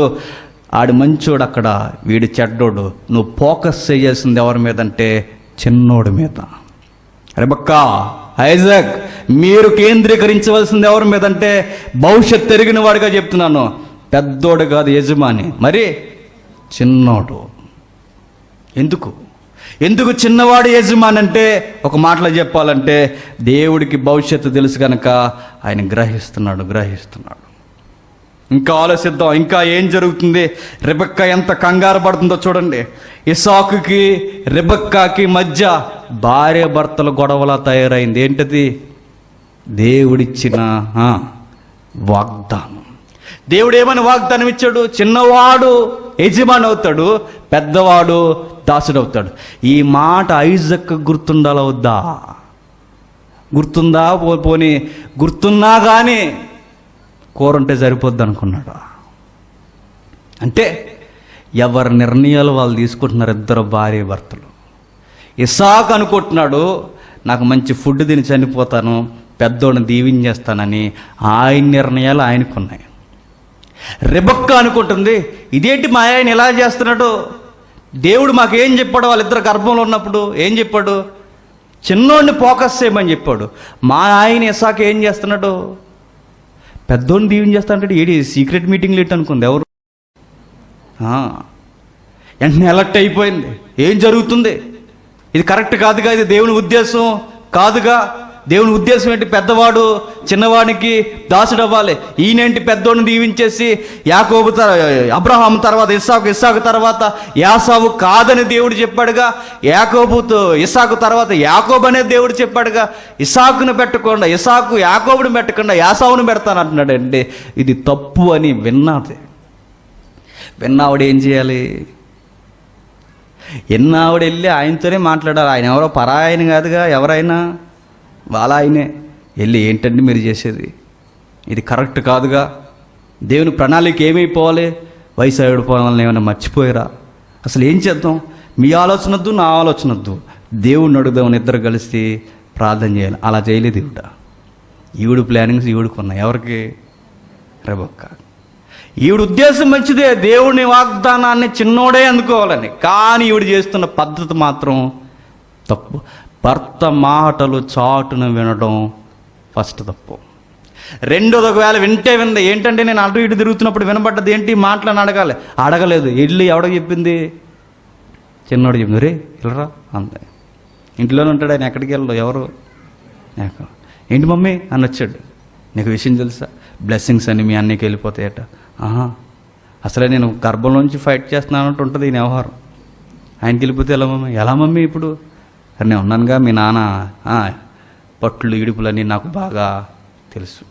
నిజానికండి పిల్లల దగ్గర కొన్ని విషయాలు భర్తలకు వచ్చి మాట్లాడకూడదు. మనం ఏం చేస్తాం చెప్పనా, పక్కన కూర్చోబెట్టుకుని మీ నాన్న అని చెప్తాం. అప్పుడు అలా చేశాడా, మా నాన్న అలా చేశాడని నేను ఇంకా చేయొచ్చు అనుకుంటాడు. ఆడికి ఇంకోటి అర్థం అవుద్ది.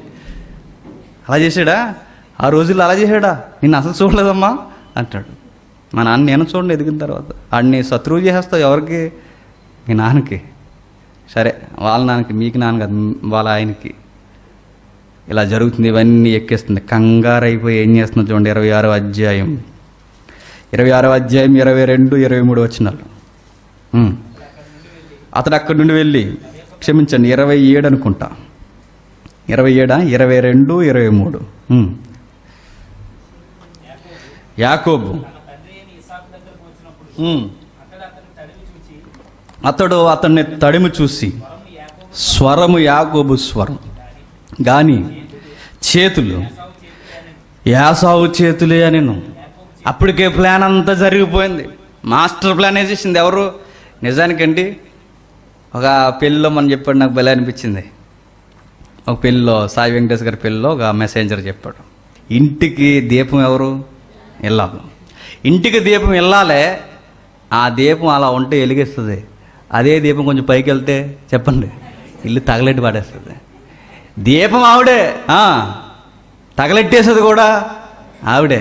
ఇల్లాలు సరిగ్గా ఉంటే కుటుంబం బాగుంటుంది. ఇల్లాలు సరిగ్గా లేకపోతే కుటుంబం వచ్చి రోడ్డు మీద పడిపోతుంది. ఏం చేస్తున్న తప్పుడు విధానం అదే. దీపం ఉండాల్సిన ఈవిడ ప్లాన్ చేసింది ఏమని, ఇదిగోరా నాయన చిన్నోడా ఇలా రా అంతే. ఇంకా మీ నాన్న ఎలా పడగొట్టాలంటే, మీ నాన్నకి కూర అంటే ఇష్టం బాగా. ఏ కూరది? ఏ కూర అమ్మది అని అడిగాడు. ఏ కూర?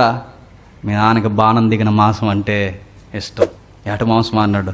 మరి నేనేమో జస్ట్ లోపలుండి అలా ఎలా తిరుగుతున్నా, మనకి ఏట అవడం మన వల్ల కదంటే ఆవిడ అందే మై హోనా అంతే. నేను విన్నా అన్నట్టు అంత జగన్ గారి లాగా నేనున్నా మీ నాన్నకి గుమ్మగుమ్మలు నేనిస్తా అంతే.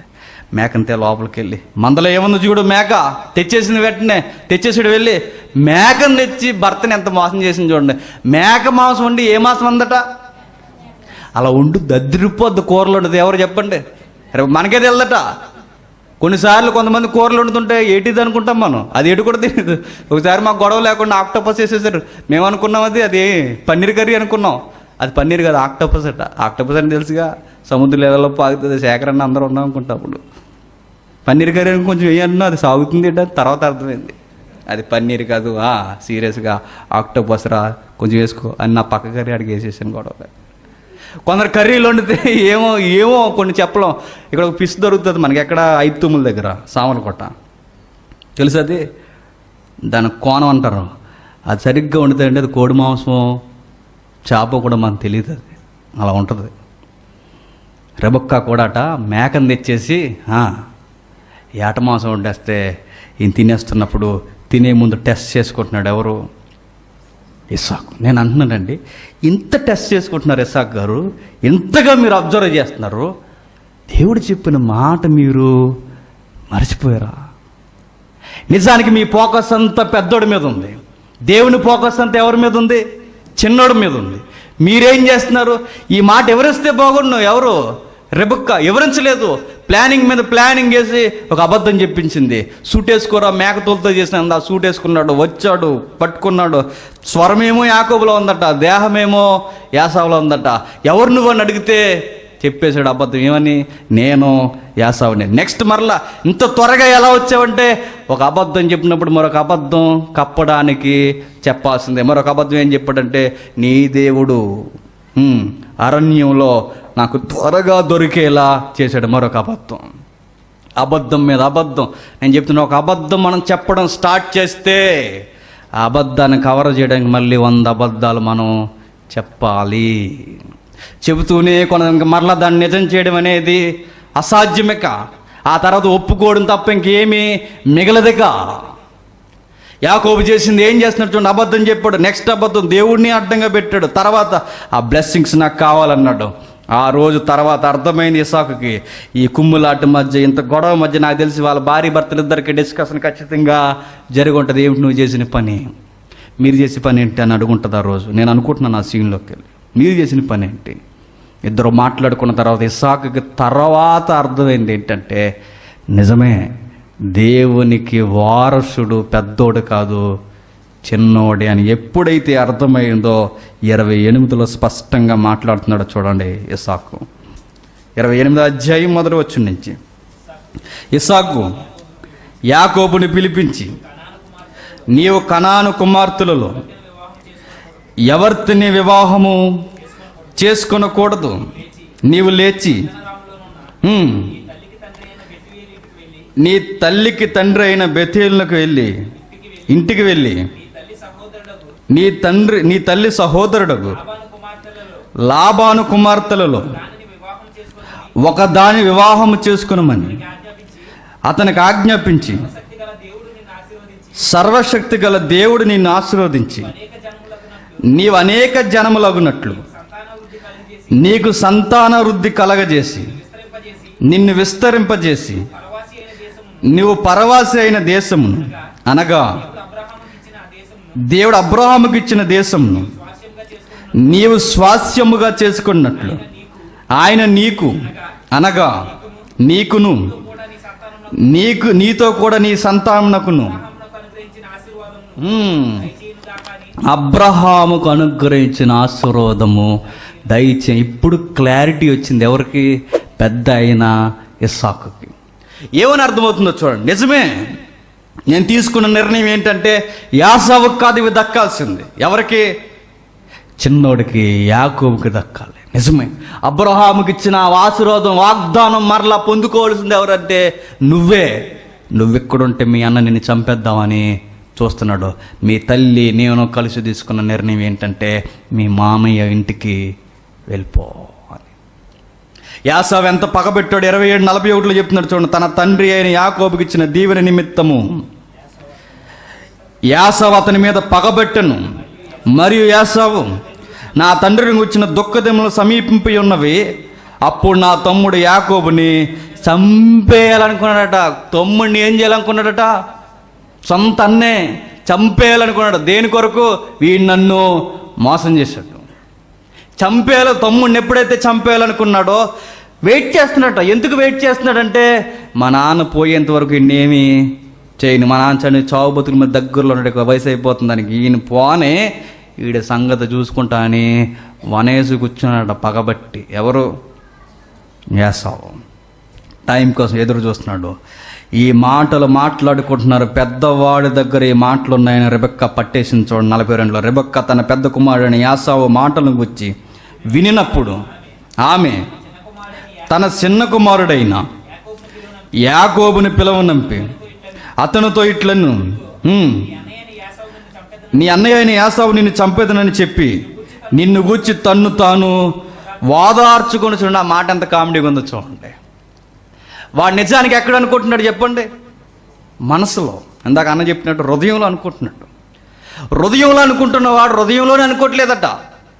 ఆ సీన్ ఎలా ఉంటుందో ఒకసారి మీరు ఊహించుకోండి. అటు ఇటు తిరుగుతున్నాడు అన్నమాట ఇలా గుద్దుకుంటూ. ఏమని?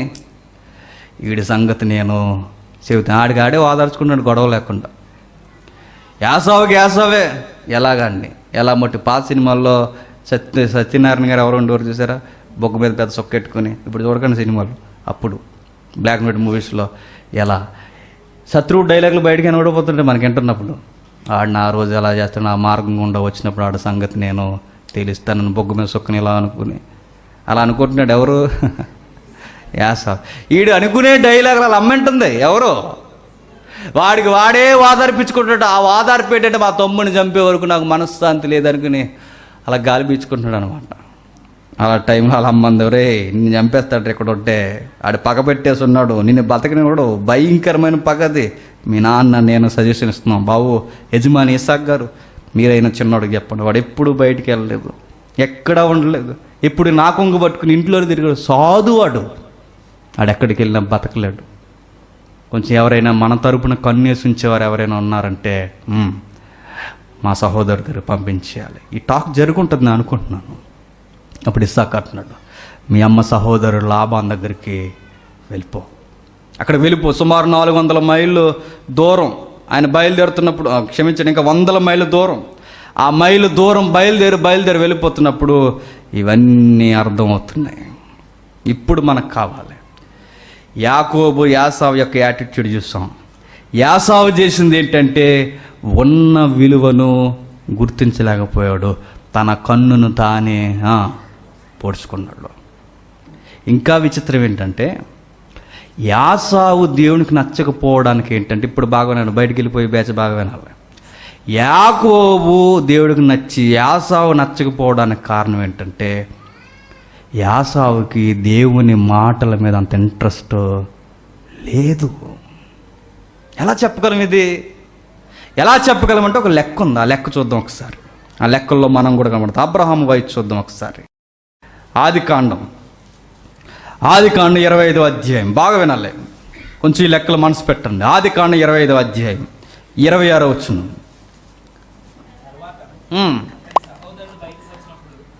25వ అధ్యాయం 26వ వచనం. తర్వాత క్షమించండి, 25వ అధ్యాయం 7వ వచనం.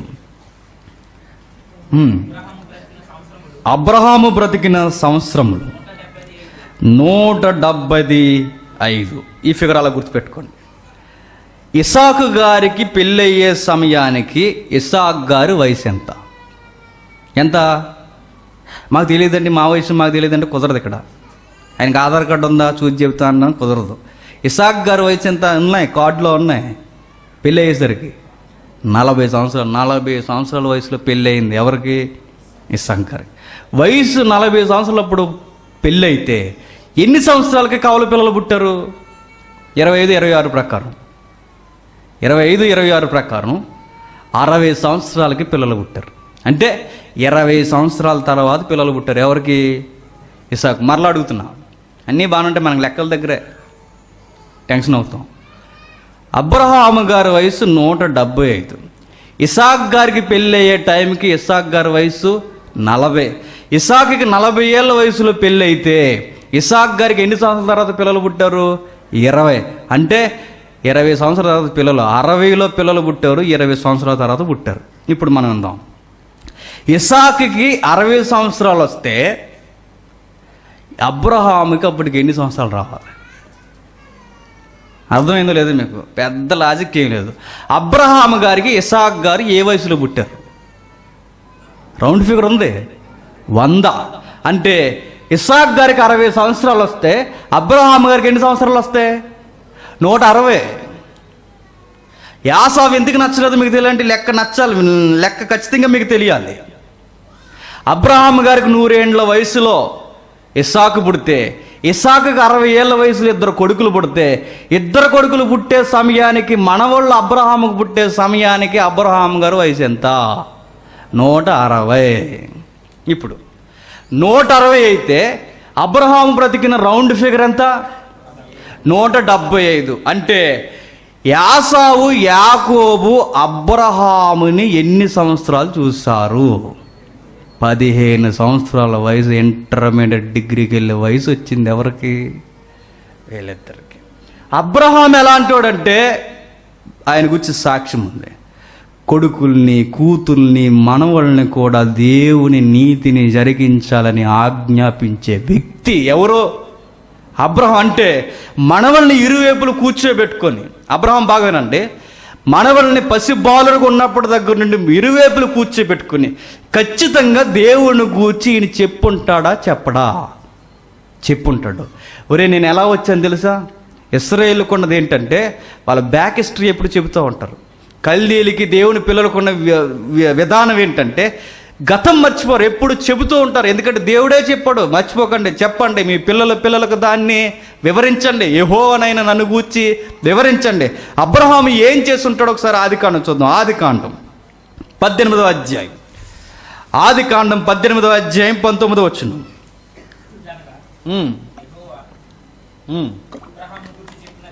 ఎట్లనగా యెహోవా అబ్రహామును గూర్చి చెప్పినది, అతనికి కలగొచ్చేయినట్లు తన తర్వాత తన పిల్లలను తన ఇంటి వారును నీతి న్యాయములు జరిగించుచు యెహోవా మార్గమును గైకొనుటకు అతడు వారికి ఆజ్ఞాపించినట్లు నేను అతన్ని ఎరిగి ఉంటే. ఈ మాట చెప్పేసరికి ఇసాకు పుట్టాడా?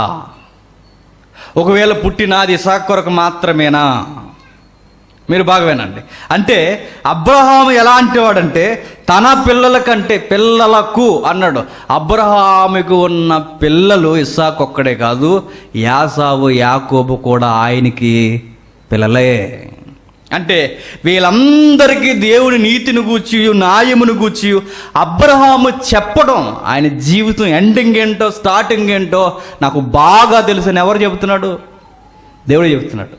అంటే ఈ లెక్కన కథలుగా దేవుని గురించి అబ్రహాము యాసావుకి యాకోబుకి చెప్పాడంటారా చెప్పలేదంటారా?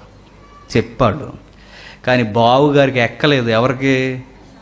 యాసావుకి. మన యాసాలు ఉన్నా చూసారు ఇక్కడ, యాసాలు వేసిన యాసాలు కూడా ఉన్నాయి. వాళ్ళకి ఎక్కదో వాక్యం, వాళ్ళకి హృదయంలోనికి వెళ్ళదు. విస్తరించి మెసేంజర్ ఇక్కడ మాట్లాడుతున్నప్పుడు బయటికి పోయి అక్కడ సోదుగోబులు చెప్పుకుంటున్నాడు. నువ్వెవరవే? నేనంటే బాగోదు. ఎవరో? ఎబ్రీ గ్రంథకర్త అంటాడు, బాగుంటుంది చూద్దారంటే. ఎబ్రీ గ్రంథకర్త 12వ అధ్యాయం. నేనంటే బాగోదు, ఆయనే చెడమడ తిడితే బాగుంటుంది. ఎబ్రీ గ్రంథకర్త 12వ అధ్యాయం 14వ వచనం. ఎబ్రీ గ్రంథకర్త 12వ అధ్యాయం 14వ వచనం నుండి. అందరితో సమాధానం, పరిశుద్ధత కలిగి ఉండుటకు ప్రయత్నించుడి. పరిశుద్ధత లేకుండా ఎవడనో ప్రభువుని చూడడు. ఎలా? అది నాకు అర్థం అవట్లేదు. గ్రంథకర్త, ఎబ్రీ గ్రంథకర్త నాకు ఎలా యెహోవా పరిశుద్ధతను అర్థం చేసుకోవడం, ఆయనకి నచ్చడం ఎలా నాకు అర్థం కావట్లేదంటే ఎగ్జాంపుల్ని ఒకరిని జీవిస్తున్నాడు. ఎవరిని చూడండి, చదువు. మీలో ఎవడైనను దేవుని కృపను పొందకుండా తప్పిపోనేమో అనియు చేదైన ఏదైనా మొలిచి కలవరపరచుట వలన అనేకులు అపవిత్రమైది పోదురేమో అనియు ఒక పూట కూటు కొరకు తన జ్యేష్ఠతపు హక్కును అమ్మేసిన యాసావు వంటి భ్రష్టుడైన వ్యభిచారి అయినను ఉండునేమో అనియు జాగ్రత్తగా చూసుకుని ఎలా తిడుతున్నాడో చూడండి. దేవుని మాటను మనసులో పెట్టుకోలేనందుకు యాసావుని ఏమన్నాడో? వాడు వ్యభిచారి అన్నాడు. దేవుని యొక్క మాటను నీతిని మనం గోలుగా పెట్టుకోకుండా, ఆయన స్వరం వినబడుతున్నప్పుడు మనం పట్టించుకోకుండా తిరిగితే నిజంగా ఉన్న పాపి కన్నా దేవుడికి అజేయం ఎవరో చెప్పనా? దేవుని మాట విననొల్లనే వాడంటే దేవుడికి సిర్రెత్తిపోద్దని చెప్తున్నాను. ఎందుకు దేవుని మాటలు చెప్తారు మెసెంజర్స్? మలాకి అయినా ఎవరైనా యెహోవా స్వరం వినాలి. ఆ మాత్రం వినడం ఇష్టం లేకపోతే ఇంటి దగ్గర ఏడాలి. ఇక్కడికి వచ్చి కూడా విన్నంటే యెహోవాకి ఎలా ఉంటుంది? నచ్చదు. యాసావు ఎందుకు నచ్చలేదంటే కథలుగా అబ్రహాం దగ్గర నుంచి చెప్పించుకొచ్చాడు. కథలుగా తల్లి చెప్పింది, కథలుగా ఏసాకు చెప్పాడు. ఎక్కలేదట. టార్గెట్ ఏముంది? ఎంతసేపు ఎక్కడున్నా బాణం వేసేయాలి అనుకున్నాడు. అంతే. వేసే బాణం ఎవరికి వేస్తావు? బాణం వేసేయాలి. వాక్యం మీద మనసు లేదు. కానీ ఎక్కడుంది ఆయనకి? యాసావు గారికి బాణాలు వేసేయడం, ఎవడోని చంపేయడమే, ఏదో జీవిని చంపేయడమే. వాడెవడో తెలుసా? నిజానికి వ్యభిచారం చేశాడా యాసావు? చేయలే. కానీ అన్న ఏమన్నాడు తెలుసా? వ్యభిచారి అన్నాడు. ఏమైనా అబద్ధాలు ఆడి ఏమైనా దొంగతనం చేశాడా? చేయలా. కానీ భ్రష్టుడు వాడు అన్నాడు. దేవుడికి ఎంతగా నచ్చకపోవడానికి కారణం ఏంటంటే ఆయన మాటకి చెవి నొగ్గని వారంటే ఆయనకి కోపంతో రగిలిపోతాడు. ఆయన నిత్యము కోపాగ్ని మీ మీద కుమ్మరించేస్తాడు. మలాకి ద్వారా ఎదోము దేశం మీద నిత్యము ఇశ్రాయేలు నీ మీద కూడా కుమ్మరించేస్తాను. ఎందుకు చెప్పినా, మీరు తినేసి నా ప్రేమను అనుభవించి తిరగబడి మీరు చేస్తున్నది ఏంటంటే నువ్వు మమ్మల్ని ప్రేమించావని అడుగుతున్నారు. సరే, నా ప్రేమను మర్చిపోయి నా వాకు కూడా మీరు వినరా? నేను చెప్తున్నాను, వాళ్ళని ఎలా అయితే తొక్కేస్తానో మిమ్మల్ని కూడా అలాగే తొక్కేస్తాను. వాక్యం విన్న వాళ్ళని ప్రతి ఒక్కటి నేను చెప్తున్నాను, చచ్చిపోతారు ఏదో ఒక రోజు. నేను చెప్తున్నా వాక్యమే. ఎందుకు వినలేరు? జీవితం మీద, ఆయుష్ మీద, ఆరోగ్యం మీద చెప్పండి. అన్నీ ఇచ్చిన ఆయన స్వరం కూడా వినలేకపోతే వెతుకు బతుకుండాలని అడిగితే, దేవుడికి అడిగితే నీ దగ్గర ఆన్సర్ ఉందా? పొగరు మనకు దేవుడి మాటలు వినాలంటే. అందుకే చెప్తున్నాను, దేవుని సన్నిధికి వచ్చినప్పుడు వినని చెవి ఉంటే, నేను చెప్తున్న అవసరమైతే ప్రభు అంటాడు, దేవునికి లోబడిన చెవున్న, ముక్కున్న, కాలున్న, చెయ్యి ఉన్న దాన్ని ఏమన్నా చెప్పినా నరికే అన్నాడు. దాన్ని నరికేమని నిజంగా కోసేసుకోమని కాదు, అంత ఎలక్ట్గా ఉండన్నట్టు. జాగ్రత్త. యాసావు అని తిడుతూ అంటున్నాడు 17వ వచనంలో. యాసావు ఆ తర్వాత ఆశీర్వాదం పొందగోరి కన్నీళ్లు విడిచుచు దాని కోసము శ్రద్ధతో వెతికినను మారు మనసు పొంద అవకాశము దొరకక విసర్జింపబడునని మీరు ఎరుగుదురు. చరిత్ర మీరు చదివితే మీకు అర్థమైపోవాలి. వాడికి ఉన్నప్పుడు విలువ తెలియలేదు, పక్కోడికి ఇచ్చేసాడు. ఆ తర్వాత వచ్చి ఏడుస్తున్నాడు, కన్నీళ్ళతో ఏడ్చాడట పడిపడి గుడారాల చుట్టూ తిరుగుతూ. ఇప్పుడు అరణ్యంలో ఏడవట్లేదు, ఎక్కడ ఏడుస్తున్నాడు? ఎక్కడ ఏడాలో అక్కడ ఏడవకుండా ఎక్కడెక్కడో ఏడుస్తూ నా జ్యేష్ఠత్వం పోయింది. పోయింది ఏంటో తెలుసా? ఈ కుటుంబంలో ఉన్న పెద్దరికమే కాదురా అయ్యా, అబ్రహాము దగ్గర నుండి వస్తున్న వాగ్దానం కూడా పోయింది. అది అర్థమైన తర్వాత పట్టి ఏడుస్తున్నాడు, నాకు దొరుకుద్దా శ్రద్ధతో ఎదిగాడట. కానీ దొరకలేదు. నేను చెప్తున్నాను, దేవుని వాక్యం వినబడుతున్నప్పుడు వినలేదనుకోండి, విందామనుకున్న మీకు దొరకదు, దూరం అయిపోద్ది ఖచ్చితంగా. నేను చెప్తున్నాను, మీరు వినబడుతున్నప్పుడు మీరు వినలేదో, యాసావులా మీరు ప్రవర్తించారో, కన్నీళ్ళు విడిచి అడిగినా, ఎతికినా, రమ్ములు కొట్టుకొని మాకు వాక్యం దొరకట్లేదని అనినా, మీకు వర్తమానికులు లేకుండా దేవుడు చేస్తాడట. ఒకవేళ ఏ వర్తమానికుడు ఇక్కడ నిలబడి మాట్లాడినా వినలేని చెవి మీకు లేనప్పుడు, నిలబడినాడు నోట కూడా ఆయనకు కావలసిన మాటలు ఆయన రానివ్వడు.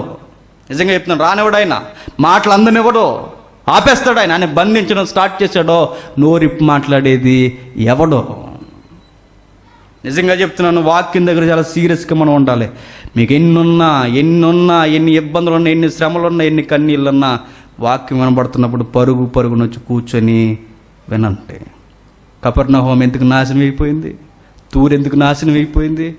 వినలేదు. వినకపోవడం చాలా డేంజర్. అది వ్యభిచారం కన్నా భయంకరం, అది దొంగతనం కన్నా భయంకరం, అది దేవుని వాక్కుని చెవినొగ్గకపోవడం అన్ని పాపాల కన్నా పెద్ద పాపం. అది మీకు ఎన్నున్నా వచ్చి కూర్చుని వినడం మంచి విధానం అన్నాడు. ఇప్పుడు నేను అడుగుతున్నాను, యాసావు నచ్చకపోవడానికి కారణం ఏంటంటే వాడికి వినే స్వభావం లేదు. యాకోబు నచ్చడానికి కారణం ఏంటో చెప్పనా? వాడికి వాగ్దానాలు పిచ్చి పట్టింది. ఎవరికి? యాకోబు. అబ్రహాము నోట విన్నాడు, ఇసాకు నోట వినుండాలి, తల్లి నోట వినుండాలి. దేవుని దీవెనలు నాకు కావాలి, నాకు ఏం లేకపోయినా పర్లేదు, నేను కష్టపడి వండుకున్నదాన్ని ఇచ్చేసి నాకేం కావాలి?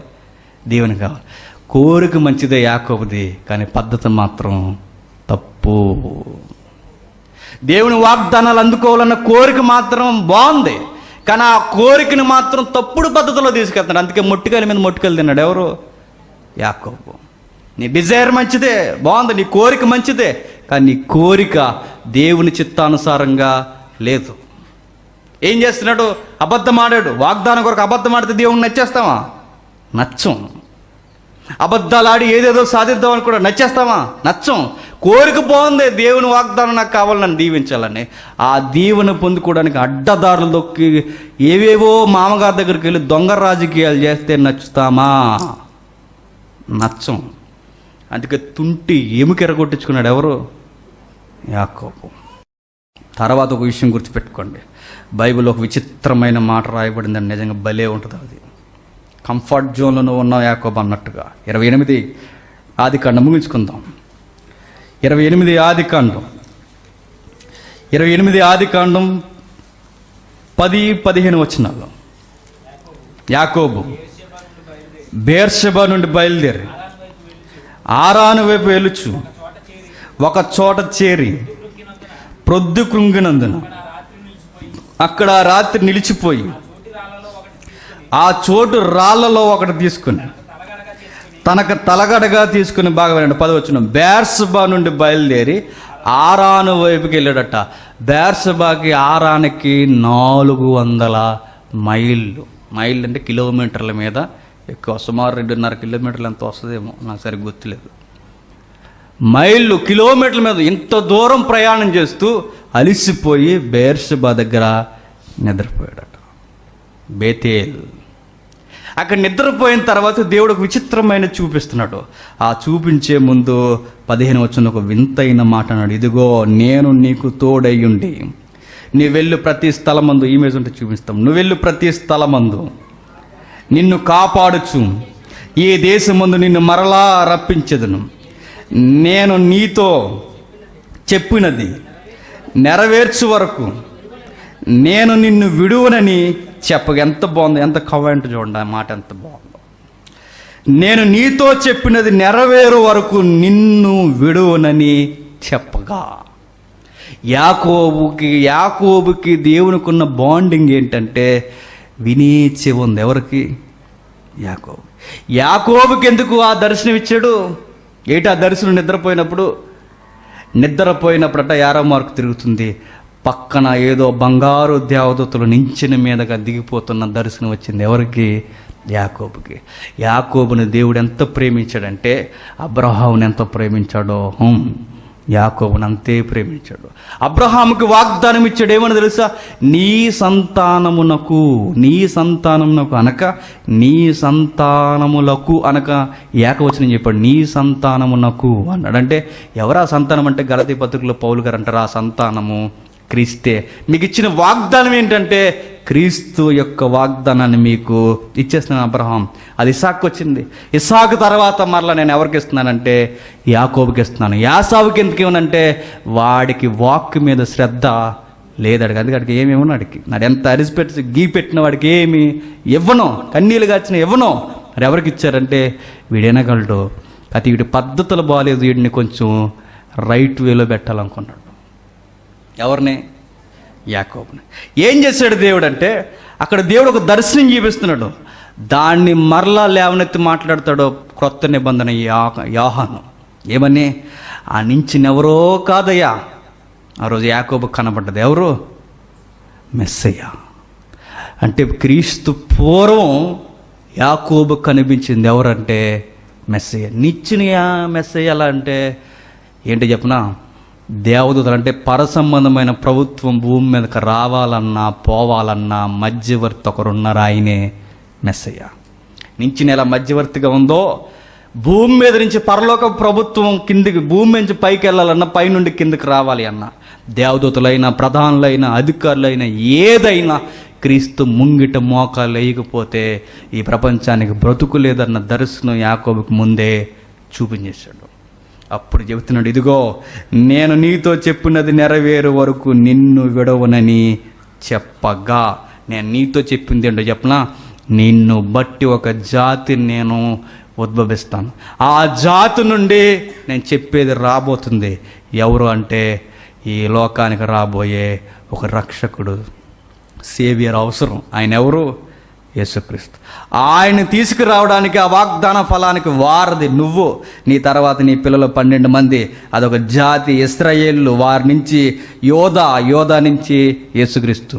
ఇది జరిగేంత వరకు యాకోబు నిన్ను నీ పిల్లల్ని వదలను. అయితే యాకోబు కొన్ని నేర్పించాల్సి ఉంది. ఏమి నేర్పించాలి?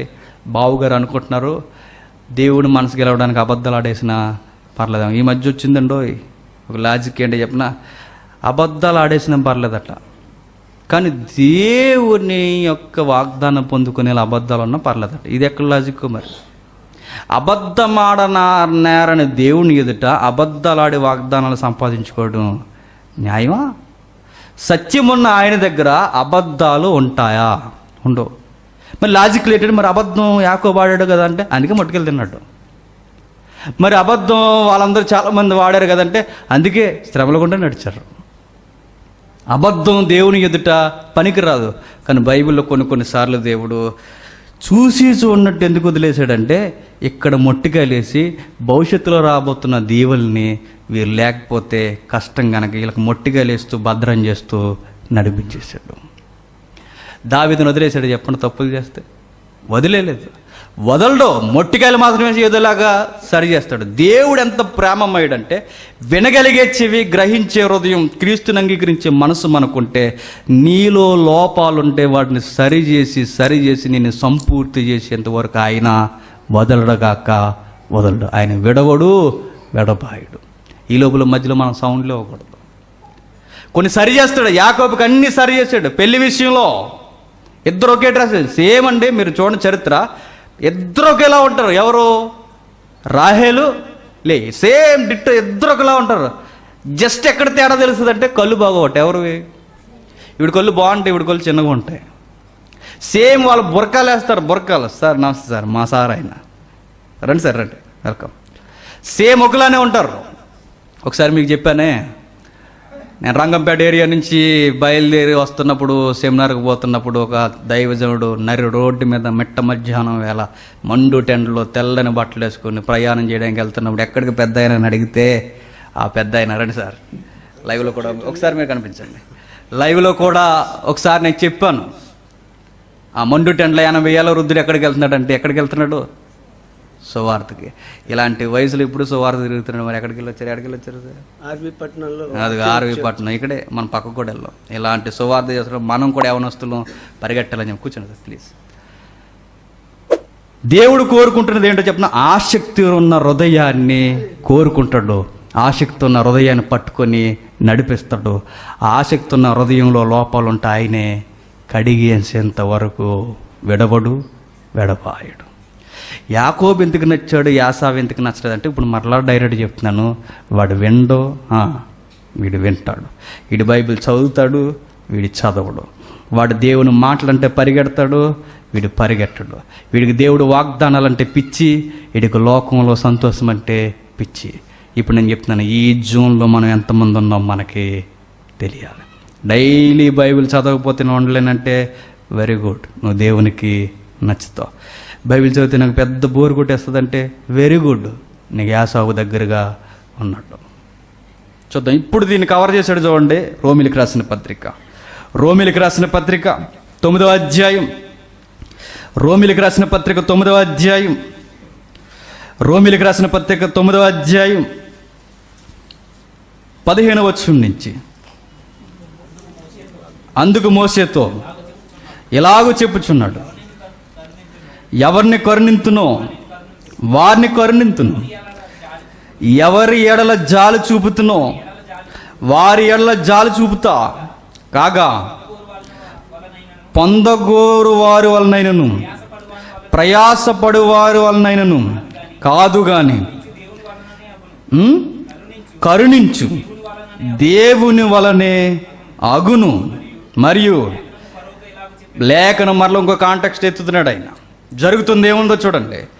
పౌలు గారు ఎత్తిన సబ్జెక్ట్ అది చిన్న విషయం కదా, అది పెద్ద ఫిలాసఫీ చెప్పాడు ఆయన. ఏం చెప్పాడంటే, ఇదిగో చిన్నవాడు ఎందుకు నచ్చాడు, పెద్దవాడు ఎందుకు నచ్చలేదంటే, చిన్నవాడి యొక్క యాటిట్యూడ్ దేవునికి నచ్చింది. యాటిట్యూడ్ అంటే కొన్ని లోపాలు ఉన్నాయి, అవి సరి చేస్తాడు, కానీ హృదయం నచ్చింది, వాడు ఆతృత నచ్చింది, క్రీస్తుని అంగీకరించి మనసు నచ్చింది, వాడిని పట్టుకున్నాడు. యాసావు నచ్చలా, భవిష్యత్తు ఎరిగిన దేవుడు ఈడు నచ్చాడు, ఈడు నచ్చలేదని ఇంకా పుట్టి మేలైన కీడైన చేయక మునుపు ఎందుకు చెప్పాడంటే, ఏం జరగబోతుంది, ఎలా ప్రవర్తించబోతున్నారో ఆయనకు తెలుసు కనుక ముందే చెప్పేశాడు. ఇది మీరు చూడండి అంటున్నాడు. ఫరోని ఎందుకు కఠినపరిచాడంటే, ఫరోని కాదనుకుని ఇశ్రాయేల్ని ఇష్టపడడానికి కారణం ఏంటంటే, ఆయన అద్భుత కార్యాలు చూపించుకోవడానికి ఫరోని కఠినపరిచేసాడు అనుకోకండి, అది కూడా తెలియాలి. అంటే ఫరోని దేవుడు కావాలని కఠినపరిచేసి ఆయన బలాతిశయాన్ని చూపించుకోవడానికి, ఆయన మహిమను చూపించుకోవడానికి ఈయన తింగరోని చేసేసి, ఈయన కఠినాత్ముడిగా మలిచేసి దేవుడు రిమోట్ కంట్రోల్లో వీడిని వాడేసుకుని ఈయన్ని మాత్రం ఇలా బలి చేసేయడం, అది కాదు దేవుని ఉద్దేశం. దేవుడి ఉద్దేశం ఏంటంటే, వీడు దేవునికి తన మనసులో చోటియ్యనొల్లకపోయాడు గనక వీడు చేయరాని కార్యాలకు అప్పగింపబడ్డాడు. ఎవరు? ఫరో. ఆ కఠినపరచబడిన ఆ పాత్రను దేవుడు పట్టుకొని ఇశ్రాయేలుకి బుద్ధి చెబుతూ ఇప్పుడు చెప్తున్నాడు, వీడు ఉగ్రత పాత్రగా మార్చబడ్డాడు, వీడు చెప్పండి దీవెన పాత్రగా మార్చబడ్డాడు. కారణం ఏంటంటే, వీరికి దేవుని మనసులో చోటు లేదు, వినే చెవి లేదు. ఇది లేకపోవడం చాలా చాలా ప్రమాదకరం అట. ఇప్పుడు అంటున్నాను, ఎవరైతే సువార్త నిర్లక్ష్యం చేస్తారో వారు సరిగ్గా వినరో, వారిని నేను చెప్తున్నాను, దేవుడు వారిని పట్టించుకోడు. బైబిల్ ఒక మాట ఉంది, పౌలు గారు చెప్తున్న థీమ్లోనే, నన్ను ఎవరు ప్రేమిస్తారో నేను వారిని ప్రేమిస్తాను, నన్ను ఎవరు నిర్లక్ష్యం చేస్తారో నేను కూడా వారిని నిర్లక్ష్యం చేస్తాను. సామెతలు ఉంటుందిగా. మరలా ఎవరైతే సువార్తను వింటారో వారిని దేవుడు పట్టించుకుంటాడో పూర్తిగా వారు మార్పు చెందేంత వరకు వారిని విడవడం. నిజమే, వెన్నంటనే మారిపోతామండి. వినని ఫస్ట్ రోజు మారిపోతామా? మారం. వినగా వినగా ఎన్నో మార్పులు తీసుకొచ్చి చచ్చిపోయే లోపు యాకోబులా పరిపూర్ణంగా మనల్ని చేసి దేవుడు తీసుకుంటాడు. అప్పటి వరకు ఎన్నో శ్రమలకుండా, ఇబ్బందులకుండా, అనుభవాలకుండా దేవుడు మనల్ని నడిపిస్తాడు. ఈ మధ్యలో మనం వినే చెవిని, గ్రహించే మనసును వదలకూడదు. హెబ్రీ గ్రంథకర్త 11వ అధ్యాయం ఇంకా అవ్వలేదు అనుకోకండి, అయిపోయింది. 11వ అధ్యాయం 21వ వచనం. 11వ అధ్యాయం 21వ వచనం. విశ్వాసమును బట్టి యాకోబు అవసాన కాలమందు యోసేపు కుమారుల్లో ఒక్కొక్కరిని ఆశీర్వదించి తన చేతి కర్ర మొదల మీద ఆనుకొని దేవునికి నమస్కారం చేయని. ఆ పదం ఎంత బాగుందో చూడండి. తన చేతి కర్ర మొదల మీద ఆనుకొని అంటే దేవుడిచ్చిన ఓడిపోయిన అనుభవం మీద ఆనుకొని, నీ వల్లే ఈరోజు నేను ఇలా అయిపోయినాను అనక దేవునికి ఏం చేశాడట? మహిమ చెల్లించాడట. అంటే నేను ఓడిపోవడమే మంచిది, నా లాజిక్లు, మ్యాజిక్లు, అబద్ధాలు, నా కష్టం ఇవన్నీ చెప్పుకోవడం కాదు ప్రభువా, నేను ఓడిపోయి నన్ను నీవు గెలిపించావు, ఈ అనుభవం నేను మర్చిపోనని తన చేతి కర్ర మీద అనుకుని దేవుని మహిమపరుస్తూ కొడుకుల్ని దీవించాడట. ఎందుకంటే కొరకు ఆయనకు చాలా అనుభవం ఉంది. యాకోబు నచ్చడానికి కారణం దీవెనల కొరకు పరిగెట్టాడు, యాసావు నచ్చకపోవడానికి కారణం అరణ్యంలో పరిగెట్టాడు. ఇతను వింటాడు, ఇతను వినడు. ఇప్పుడు మన క్వశ్చన్ క్లియర్ అయింది. ఎందుకు యాకోబును ప్రేమించాడు, ఎందుకు యాసావును దేశించాడంటే ఒకే ఒక్కటి, వాక్యం వినేవాడిని ప్రేమిస్తాడు, వినని వాడిని ద్వేషిస్తాడు. వింటే సరిపోద్దా అంటే వింటేనే సరిపోద్దు. విని దాని ప్రకారం గ్రహించి దాని ప్రకారం నడిచేవాడు దేవునికి నచ్చుతాడు. అర్థమైన వారు ధన్యులు, అర్థం కాని వారు ఇంకనూ యాసావులు. ప్రార్థన చేసుకుందాం.